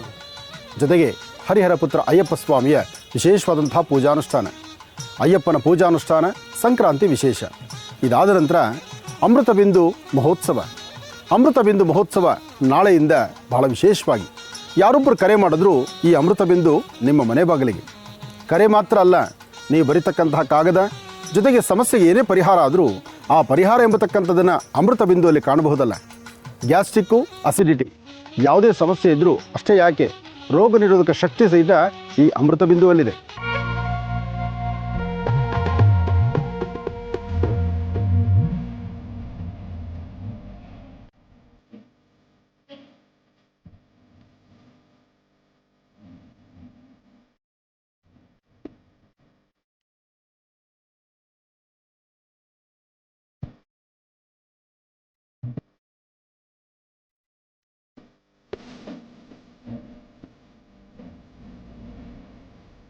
ಈ ಸಂಕ್ರಮಣದಲ್ಲಿ ಸಾಮಾನ್ಯಕ್ಕೆ ಸಂಕ್ರಮಣ ಬರುವವರೆಗೂ ಧನುರ್ಮಾಸ ಅಂತಿದೆ. ಅಂದರೆ ಈಗ ನಡೀತಾ ಇದೆ.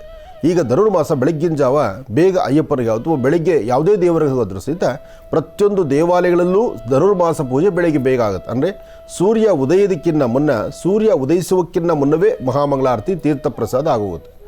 ಹಾಗೆ ಪ್ರಸಾದ ಸಹಿತ ಬೆಳಗ್ಗೆ ಬೇಗನೆ ಎಲ್ಲ ದೇವಸ್ಥಾನಗಳಲ್ಲೂ ಕೊಟ್ಟು ಬಿಡ್ತಾರೆ. ಈ ಸಮಯದಲ್ಲಿ ತುಂಬ ಚಳಿ ಇರುತ್ತೆ, ಕೊರತಾ ಇರುತ್ತೆ, ಹಿಮ ಬೀಳ್ತಾ ಇರುತ್ತೆ. ಬಹುಶಃ ಈಗ ನಿಮಗೆ ಗೊತ್ತಾಗ್ತಾ ಇದೆ. ಎಲ್ಲ ಕಡೆಯೂ ಸಹಿತ ಸ್ವಲ್ಪ ಸಿಟಿ ಒಳಗೆ ನಿಮಗೆ ಇದು ಕಾಣದಿರೇ ಇರ್ಬೋದು. ಸಿಟಿ ಲಿಮಿಟ್ಸ್ ದಾಟಿದ್ರೆ ಹಳ್ಳಿಗಳಲ್ಲಿ, ಉತ್ತರ ಕರ್ನಾಟಕ ಎಲ್ಲ ಕಡೆಯಲ್ಲೂ ಸಹಿತ ಮಂಜು ಸುರಿಯುವಂತಹ ಕಾಲ. ಇದು ಚರ್ಮ ಹೊಡೆಯುವಂತಹ ಕಾಲ. ಈ ಚರ್ಮ ಹೊಡೆಯುವ ಕಾಲದಲ್ಲಿ ಮೈಯೆಲ್ಲ ಒಂಥರ ನೊವೆ ಆಗುವಂಥದ್ದು, ಉರಿ ಆಗುವಂಥದ್ದು, ಅಥವಾ ಕಾಲುಗಳು ಪಾದದಲ್ಲಿ ಉರಿ ಬರ್ತಕ್ಕಂಥದ್ದು, ನಡಿಲಿಕ್ಕೆ ಆಗದಿರೇ ಇರತಕ್ಕಂಥದ್ದು, ಮತ್ತು ಮೂಳೆಗಳು ವಿಪರೀತ ನೋವು ಬರ್ತಕ್ಕಂಥದ್ದು, ಮಾಂಸಖಂಡಗಳು ನೋವು ಬರ್ತಕ್ಕಂಥದ್ದು. ಯಾಕೆಂದರೆ ಈ ಇಬ್ಬನಿ ಒಳ್ಳೆಯದಲ್ಲ. ಬೆಳಗ್ಗಿನ ಜಾವ ಬೀಳುವಂತಹ ಇಬ್ಬನಿ ಆಗಲಿ, ಆ ಒಂದು ಚಳಿಗಾಲಿ ಆಗಲಿ, ಆ ಗಾಳಿಯನ್ನು ಉಸಿರಾಟ ಮಾಡಿದ್ರೂ ಅಲ್ಲೂ ಸಮಸ್ಯೆ ಆಗುತ್ತೆ. ಆದರೆ ವಿಧಿ ಇಲ್ಲ, ಕೆಲವಷ್ಟು ಜನ ಓಡಾಡಲೇಬೇಕಾಗತ್ತೆ. ಅಂತಹ ಪರಿಸ್ಥಿತಿನಲ್ಲಿ ದೇಹದ ಆರೋಗ್ಯ ಸ್ವಲ್ಪ ಹದಗೆಟ್ಟಿರುತ್ತೆ. ಅದನ್ನು ಸರಿಪಡಿಸ್ಕೊಳ್ಳೋದಕ್ಕೋಸ್ಕರನೇ ಈ ಎಳ್ಳು ಬೆಲ್ಲ ಎಂಬತಕ್ಕಂಥದ್ದು ಬಂದು ಕೂತ್ಕೊಳ್ಳುತ್ತೆ. ನೋಡಿ, ಒಂದು ಸೈಂಟಿಫಿಕ್ ರೀಸನ್, ಎರಡನೇದು ಶಾಸ್ತ್ರಬದ್ಧವಾಗಿರ್ತಕ್ಕಂಥದ್ದು. ದೇಹದಲ್ಲಿರ್ತಕ್ಕಂತಹ ಜಿಡ್ಡಿನಂಶ ದೂರ ಮಾಡಿಕೊಳ್ಳಿಕ್ಕೋಸ್ಕರನೇ ಎಳ್ಳು ಬೆಲ್ಲವನ್ನು ಹಂಚುವಂಥದ್ದು. ಇದು ಸಂಕ್ರಾಂತಿಯ ವಿಶೇಷ. ಹಾಗೆ ಸಂಕ್ರಾಂತಿ ಎಂಬತಕ್ಕಂಥದ್ದು ಇನ್ನೇನು ಆಗೋಯಿಗೋ ಅಂದರೆ ಬಂದೇ ಬಿಡುತ್ತೆ. ಸಂಕ್ರಾಂತಿ ಸಡಗರ ಸಂಭ್ರಮ. ಇಲ್ಲಿವರೆಗೂ ಒಂದಷ್ಟು ಸಮಸ್ಯೆಗಳು ಕಳೆದ 1-2-3 ವರ್ಷಗಳಿಂದಲೂ ಒಂದಲ್ಲ ಒಂಥರ ನೋವಲ್ಲೇ ಇದ್ದೀವಿ ನಾವೆಲ್ಲ. ಆದರೆ ಮುಂಬರ್ತಕ್ಕಂತಹ ದಿನ ಉತ್ತರಾಯಣ ಪುಣ್ಯಕಾಲ ಸಂಕ್ರಮಣ ಆದ ನಂತರ ನಿಮಗೆಲ್ಲವೂ ಸಹಿತ ಶುಭವಾಗಲಿ, ಒಳ್ಳೆಯದಾಗಲಿ. ಸೂರ್ಯ ಹೇಗೆ ಪದವನ್ನು ಬದಲಾಯಿಸ್ತಾನೋ ಹಾಗೆ ನಮ್ಮಲ್ಲಿರ್ತಕ್ಕಂಥ ಕಷ್ಟ ದಿನಗಳು ದೂರ ಆಗಿ ಎಲ್ಲರಿಗೂ ಒಳಿತಾಗಲಿ, ಎಲ್ಲರ ಜೀವನ ಒಳ್ಳೆಯದಾಗಲಿ, ರೈತರಿಗೂ ಒಳ್ಳೆಯದಾಗಲಿ, ಯೋಧರಿಗೂ ಒಳ್ಳೆಯದಾಗಲಿ. ಹಾಗೆ ಪ್ರತಿಯೊಬ್ಬರಿಗೂ ಸಹಿತ ಧರ್ಮ, ಸಂಸ್ಕೃತಿ ಇದನ್ನು ನಂಬಿರ್ತಕ್ಕಂಥವ್ರಿಗೆ ಎಲ್ಲರಿಗೂ ಒಳ್ಳೆಯದಾಗಲಿ. ಶುಭವಾಗಲಿ. ಅಯ್ಯಪ್ಪ ಶರಣು ಅಯ್ಯಪ್ಪ, ಸ್ವಾಮಿ ಅಯ್ಯಪ್ಪ ಶರಣು ಅಯ್ಯಪ್ಪ, ಸ್ವಾಮಿ ಅಯ್ಯಪ್ಪ ಶರಣು ಅಯ್ಯಪ್ಪ, ಸ್ವಾಮಿ ಅಯ್ಯಪ್ಪ ಶರಣು ಅಯ್ಯಪ್ಪ, ಸ್ವಾಮಿಯೇ ಅಯ್ಯಪ್ಪ, ಸ್ವಾಮಿಯೇ ಅಯ್ಯಪ್ಪ, ಸ್ವಾಮಿಯೇ ಅಯ್ಯಪ್ಪ, ಸ್ವಾಮಿಯೇ ಶರಣು ಅಯ್ಯಪ್ಪ, ಸ್ವಾಮಿ ಶರಣು ಅಯ್ಯಪ್ಪ.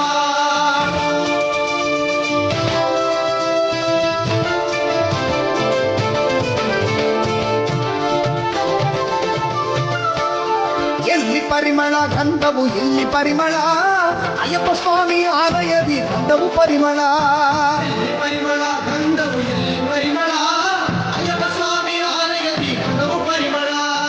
ಏನು ಪರಿಮಳ ಮನೆಯಲ್ಲಿ, ಏನು ಪರಿಮಳ, ಏನು ಪರಿಮಳ ಮನೆಯಲ್ಲಿ, ಏನು ಪರಿಮಳ, ಇಲ್ಲಿ ಎನ್ನುವುದು ಭಕ್ತಿ, ಎಲ್ಲೂ ಪರಿಮಳ, ಎಲ್ಲಿ ಪರಿಮಳ ಗಂಧವು, ಎಲ್ಲಿ ಪರಿಮಳ ಅಯ್ಯಪ್ಪ ಸ್ವಾಮಿ ಆಲಯ ಪರಿಮಳ.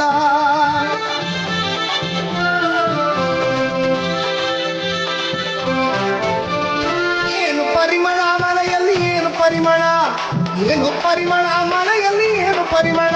ಇಲ್ಲಿ ಮಣಿಕಂಠನ ಸನ್ನದಿಯಲ್ಲಿ ತುಪ್ಪ ಪರಿಮಳ, ತುಪ್ಪ ಪರಿಮಳ, ಆ ನೀರು ಪರಿಮಳ, ತುಪ್ಪ ಪರಿಮಳ, ಆ ನೀರು ಪರಿಮಳ.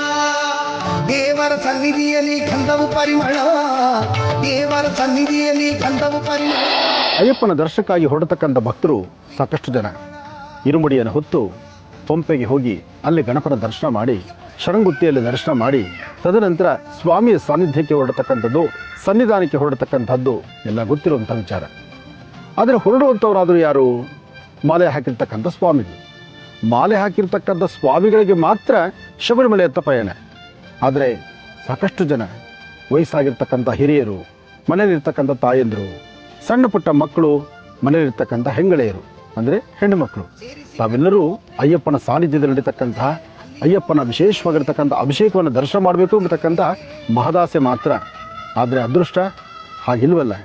ಅಂತಹದರಲ್ಲಿ 18 ಮೆಟ್ಲು ಹತ್ತೋದು, ಅಯ್ಯಪ್ಪನ ದರ್ಶನ ಮಾಡ್ತಕ್ಕಂಥದ್ದು, ಅದಾದ ನಂತರ ನೀವು ತೆಗೆದುಕೊಂಡು ಹೋಗಿರ್ತಕ್ಕಂಥ ಆ ಇರುಮುಡಿಯಲ್ಲಿರ್ತಕ್ಕಂಥ ತುಪ್ಪದ ಕಾಯಿ, ಆ ತುಪ್ಪದ ಕಾಯನ್ನು ಹೊಡೆದು ತುಪ್ಪವನ್ನು ಅಭಿಷೇಕ ಕಳಿಸ್ತೀರಿ.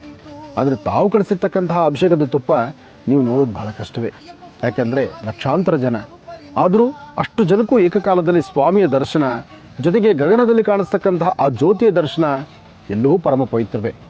ಇಂದಿಗೂ ಹರಿಹರ ಪುತ್ರ ಅಯ್ಯಪ್ಪ ಸ್ವಾಮಿಯ ಸಾನ್ನಿಧ್ಯಕ್ಕೆ ಬರ್ತಕ್ಕಂಥ ಭಕ್ತ ಸಾಗರ ಕಡಿಮೆ ಆಗಿಲ್ಲ, ಸಾಕಷ್ಟು ಜಾಸ್ತಿ ಇದೆ. ಅಲ್ಲಿರ್ತಕ್ಕಂಥ ಕ್ಷೇತ್ರದ ಮಹಿಮೆಯೇ ಹಾಗೆ. ಯಾರೊಬ್ಬರು ಸ್ವಾಮಿನ ಶ್ರದ್ಧೆಯಿಂದ ಭಕ್ತಿಯಿಂದ ಪ್ರಾರ್ಥನೆ ಮಾಡಿದ್ರೆ ಅವರ ಮನೋಕಾಮನೆಗಳು ಸಿದ್ಧಿಯಾಗುತ್ತೆ ಎಂಬತಕ್ಕಂಥದ್ದು ಇಂದಿಗೂ ಬರ್ತಿರ್ತಕ್ಕಂಥ ಪದ್ಧತಿ ಮತ್ತು ಎಲ್ಲರಿಗೂ ತಿಳಿದಿರ್ತಕ್ಕಂಥ ವಿಚಾರ. ಹರಿಹರ ಪುತ್ರ ಅಯ್ಯಪ್ಪ ಸ್ವಾಮಿಯ ಅನುಷ್ಠಾನ 48 ದಿನಗಳ ಮಂಡಲಾಚರಣೆ. 48 ದಿನಗಳು ಶ್ರದ್ಧೆಯಿಂದ ಭಕ್ತಿಯಿಂದ ಅಯ್ಯಪ್ಪನ ಆರಾಧನೆ ಮಾಡಿದ್ರೆ ನಿಮ್ಮ ಮನೋಕಾಮನೆಗಳು ಖಂಡಿತ ಸಿದ್ಧಿಯಾಗುತ್ತೆ. ಹಾಗಾಗಿ ಪ್ರತಿಯೊಬ್ಬರು ಸಹಿತ ಅಯ್ಯಪ್ಪನ ಪೂಜೆ ಮಾಡತಕ್ಕಂತಹ ಯಾತ್ರಿಕರು, ಅಯ್ಯಪ್ಪನ ಪೂಜೆ ಮಾಡುವಂತಹ ಭಕ್ತ ಮಹಾಶಯರು ಶ್ರದ್ಧಾಭಕ್ತಿಯಲ್ಲಿ ಮಾಡ್ತಾರೆ. ಈ ಒಂದು ಕಾಯಕದಲ್ಲಿ ಗುರುಸ್ವಾಮಿಯ ಪಾತ್ರ ಬಹಳ ದೊಡ್ಡದು. ಗುರುಸ್ವಾಮಿ ಅಂದರೆ ಗುರುಗಳು ಮಾರ್ಗವನ್ನು ತೋರಿಸ್ತಕ್ಕಂತಹವು. ಮಾರ್ಗವನ್ನು ತೋರಿಸಿ ಹೇಗೆ ಅಯ್ಯಪ್ಪನ ವ್ರತಾನುಷ್ಠಾನವನ್ನು ಮಾಡಬೇಕು, ಹೇಗೆ ಮಾಲೆಯನ್ನು ಧರಿಸಬೇಕು, ಮಾಲೆ ಧರಿಸಿದ ನಂತರ ಪೂಜಾ ಅನುಷ್ಠಾನದ ವೃತ ನಿಯಮವನ್ನು ಬಹಳ ಅಚ್ಚುಕಟ್ಟಾಗಿ ತಿಳ್ಕೊಳ್ಬೇಕು. ಬೆಳಿಗ್ಗೆ ಸಾಯಂಕಾಲ ಸ್ನಾನ ಆಗಬೇಕು, ಮಧ್ಯಾಹ್ನ ಒಂದೊತ್ತು ಊಟ ಆಗಬೇಕು, ಸಾಧ್ಯವಾದಷ್ಟು ಸಾತ್ವಿಕ ಪದಾರ್ಥ ಇರಬೇಕು. ಇದರೊಂದಿಗೆ ಭಗವಂತನ ಪ್ರಾರ್ಥನೆ ಬಹಳ ಮುಖ್ಯವಾಗಿರ್ತಕ್ಕಂಥದ್ದು. ಪ್ರತಿನಿತ್ಯ ಸ್ವಾಮಿಯೇ ಶರಣಮಯ್ಯಪ್ಪ, ಸ್ವಾಮಿಯೇ ಶರಣಮಯ್ಯಪ್ಪ, ಸ್ವಾಮಿಯೇ ಶರಣಮಯ್ಯಪ್ಪ ಆ ಅಯ್ಯಪ್ಪನ ನಾಮ ನಿರಂತರವಾಗಿ ಪಠಿಸಬೇಕು. ಅಷ್ಟೇ ಅಲ್ಲದಿರ ಯಾರೊಬ್ಬರನ್ನು ನೋಡಿದ್ರೂ ಸ್ವಾಮಿ ಎಂಬತಕ್ಕಂತಹ ಪದದಿಂದಲೇ ಅವ್ರನ್ನ ಮಾತಾಡ್ತಕ್ಕಂಥದ್ದು ಬಹಳ ಉತ್ತಮವಾದಂತಹ ಕ್ರಮ. ಹಾಗೆ ಪ್ರತಿನಿತ್ಯ ಬೆಳಗ್ಗೆ ಮತ್ತು ಸಾಯಂಕಾಲ ದ್ವಿಕಾಲ ಅನುಷ್ಠಾನ. ಮಾಧ್ಯಾಹ್ನಿಕ ಪ್ರಸಾದ ಒಂದೊತ್ತು ಮಾತ್ರ, 2 ಹೊತ್ತು ತಿಂತಕ್ಕಂಥದ್ದಲ್ಲ. ಹಾಗೆ ಕಾರ್ಯಕ್ರಮ ಅಂದರೆ ಈ ಒಂದು ಮಾಲಾಧಾರಿಗಳು ಮಾಲೆಯನ್ನು ಧರಿಸುವ ಆ ಪ್ರಾರಂಭ ಕಾಲ ಹೇಗಿರ್ತಾರೋ 48 ದಿನಗಳ ಕಾಲ ಅದೇ ಪ್ರಕಾರ ಅನುಷ್ಠಾನವನ್ನು ಮಾಡಬೇಕು. ಪ್ರತಿನಿತ್ಯ ಅಯ್ಯಪ್ಪನಿಗೆ ಕರ್ಪೂರದ ಆರತಿ.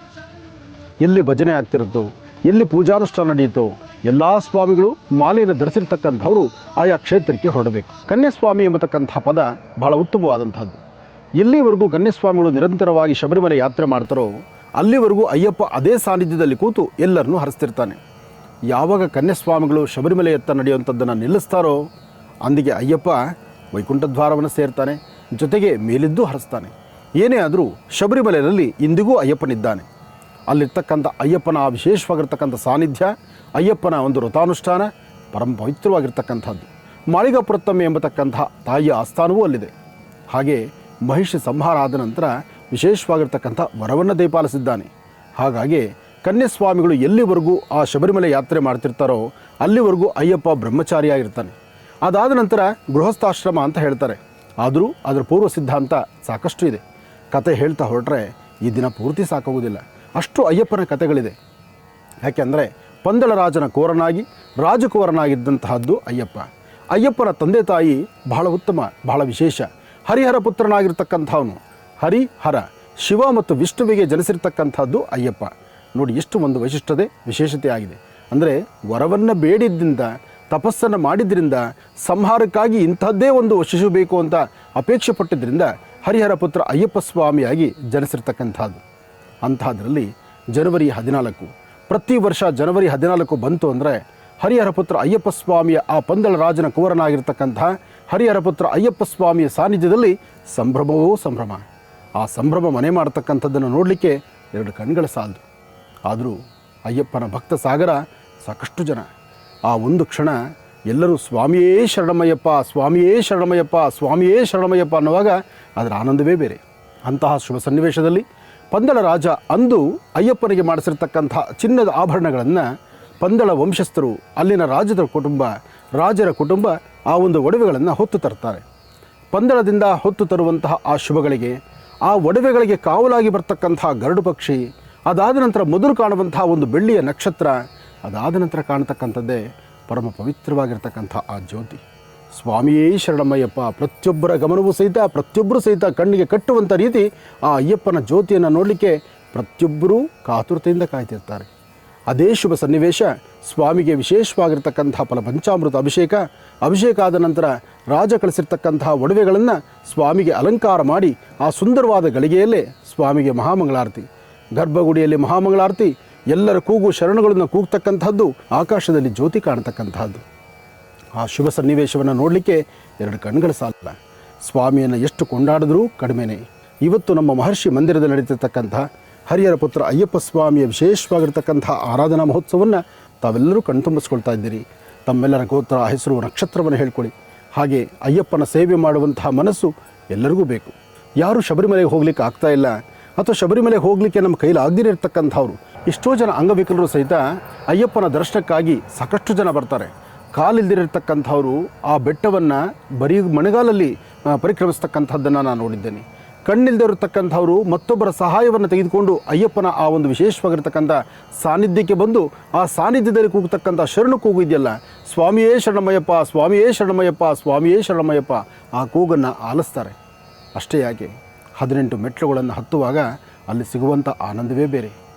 ಏನೇ ಆದರೂ ಅಯ್ಯಪ್ಪನ ಸಾನ್ನಿಧ್ಯ, ಆ ಪರಮ ಪವಿತ್ರವಾಗಿರ್ತಕ್ಕಂತಹ ಪುಣ್ಯಕ್ಷೇತ್ರ, ಆ ಪುಣ್ಯಕ್ಷೇತ್ರದ ಥರ ಎಲ್ಲರೂ ದರ್ಶನಕ್ಕೆ ಬರುವಂಥ ಸುಂದರ ಗಳಿಗೆ ಜೊತೆಗೆ ತಾವು ತಂದಿರತಕ್ಕಂತಹ ಆ ಇರುಮುಡಿಯ ತುಪ್ಪದ ಕಾಯಿ ಇದೆಯಲ್ಲ, ಸ್ವಾಮಿಗೆ ತುಪ್ಪ ಅಭಿಷೇಕ ಆದ ನಂತರ ಆ ತುಪ್ಪದ ಕಾಯಿನ ಆ ಬೃಹತ್ ಬೆಟ್ಟದ ಆ ಅಗ್ನಿಕುಂಡದಲ್ಲಿ ಹಾಕುವಂತಹದ್ದು ಎಲ್ಲವೂ ಪಚನವಾಗಿ ವಿಶೇಷವಾದಂಥ ಶಾಖ ಹೊರತುಂಬ್ತಾ ಇರುತ್ತೆ. ಆದರೂ ಅಯ್ಯಪ್ಪನ ಭಕ್ತರಿಗೆ ಏನೂ ಕೊರತೆ ಇಲ್ಲ. ಹಾಗೆ ಮಾಳಿಗಾಪುರತ್ತಮ್ಮೆ ಆ ತಾಯಿಯ ಸಾನ್ನಿಧ್ಯಕ್ಕೆ ಬಂದು ಅಲ್ಲಿ ಒಂದು ಪೂರ್ಣ ಫಲವನ್ನು ಕಾಯಿ ಉರುಳಿಸ್ತಕ್ಕಂತಹದ್ದು. ಅದಾದ ನಂತರ ಅಲ್ಲಿರ್ತಕ್ಕಂತಹ ನಾಗನ ವಿಶೇಷವಾಗಿರ್ತಕ್ಕಂಥ ಸಾನ್ನಿಧ್ಯ, ಅಲ್ಲಿ ಸ್ವಾಮಿಗೆ ಅರಿಶಿಣವನ್ನು ಹಾಕ್ತಕ್ಕಂಥದ್ದು. ಅವಲಂ ಹರಳಂ ಅಂದರೆ ಸ್ವಾಮಿಗೆ ಭತ್ತದ ಹರಳು, ಅವಲಕ್ಕಿ ಇದೆಲ್ಲವೂ ಸಹಿತ ಅಭಿಷೇಕಕ್ಕೆ ಕಳಿಸ್ತಕ್ಕಂಥದ್ದು. ನೀವು ಇರುಮುಡಿಯಲ್ಲಿ ತೆಗೆದುಕೊಂಡು ಹೋಗ್ತಕ್ಕಂಥ ಅಕ್ಕಿ, ಬೆಲ್ಲ ಇದನ್ನು ಸ್ವಾಮಿಯ ಮಹಾ ನೈವೇದ್ಯಕ್ಕೆ ಕೊಡ್ತಕ್ಕಂಥದ್ದು. ಈ ಕ್ಷೇತ್ರದಲ್ಲಿ ಒಂದೊಂದು ವಿಶೇಷವೇ. ಯಾರು 18 ವರ್ಷಗಳು ತುಂಬುತ್ತೋ ಅವರೊಂದು ಪೂರ್ಣ ಫಲವನ್ನು ತೆಗೆದುಕೊಂಡು ಹೋಗಿ ಅಲ್ಲಿ ಪೂರ್ಣ ಫಲವನ್ನು ಇಡತಕ್ಕಂಥದ್ದು ಅಥವಾ ಒಂದು ವೃಕ್ಷವನ್ನು ಬೆಳೆಸ್ತಕ್ಕಂಥದ್ದು ಇಂದಿಗೂ ಪದ್ಧತಿ ಇದೆ.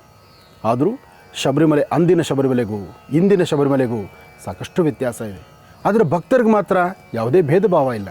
ಆದರೆ ಭಕ್ತರು ಇಂದಿಗೂ ನಡೆದೇ ಪರಿಕ್ರಮಿಸಬೇಕು. ವ್ಯವಸ್ಥೆಗಳು ಏನೇ ಇದ್ದರೂ ಪಂಪಾಯಿಂದ ಶಬರಿಮಲೆ ಸನ್ನಿಧಾನದವರೆಗೂ ನಡೆದೇ ಹೋಗಬೇಕು. ಅದೇ ವಿಶೇಷತೆ. ಕೈಲಾಗದಿರೇ ಇರತಕ್ಕಂಥವರು ಒಂದಷ್ಟು ಡೋಲಿ ಸಹಾಯ ತೆಗೆದುಕೊಳ್ಬಹುದು. ಅದೊಂದು ಬಿಟ್ಟರೆ ಬೇರೆ ಯಾವ ವ್ಯವಸ್ಥೆಗಳು ಅಲ್ಲಿಲ್ಲ.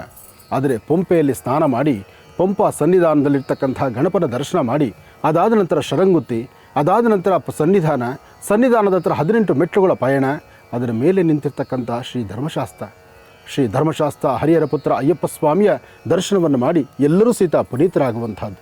ಆದರೆ ಶಬರಿಮಲೆಯಲ್ಲಿರ್ತಕ್ಕಂಥ ಶ್ರೀ ಧರ್ಮಶಾಸ್ತ್ರ ಹರಿಹರ ಪುತ್ರ ಅಯ್ಯಪ್ಪ ಸ್ವಾಮಿಯನ್ನು ಅಲ್ಲಿ ನೋಡಲಿಕ್ಕೆ ಆಗದಿರತಕ್ಕಂಥವ್ರಿಗೆ ನಮ್ಮ ಮಹರ್ಷಿವಾಣಿ ಕಾರ್ಯಕ್ರಮದಲ್ಲಿ, ಮಹರ್ಷಿ ಮಂದಿರದಲ್ಲಿ ಇವತ್ತು ನಡೀತಕ್ಕಂಥ ಅಭಿಷೇಕವನ್ನು ದರ್ಶನ ಮಾಡ್ಕೊಳ್ಳಿ.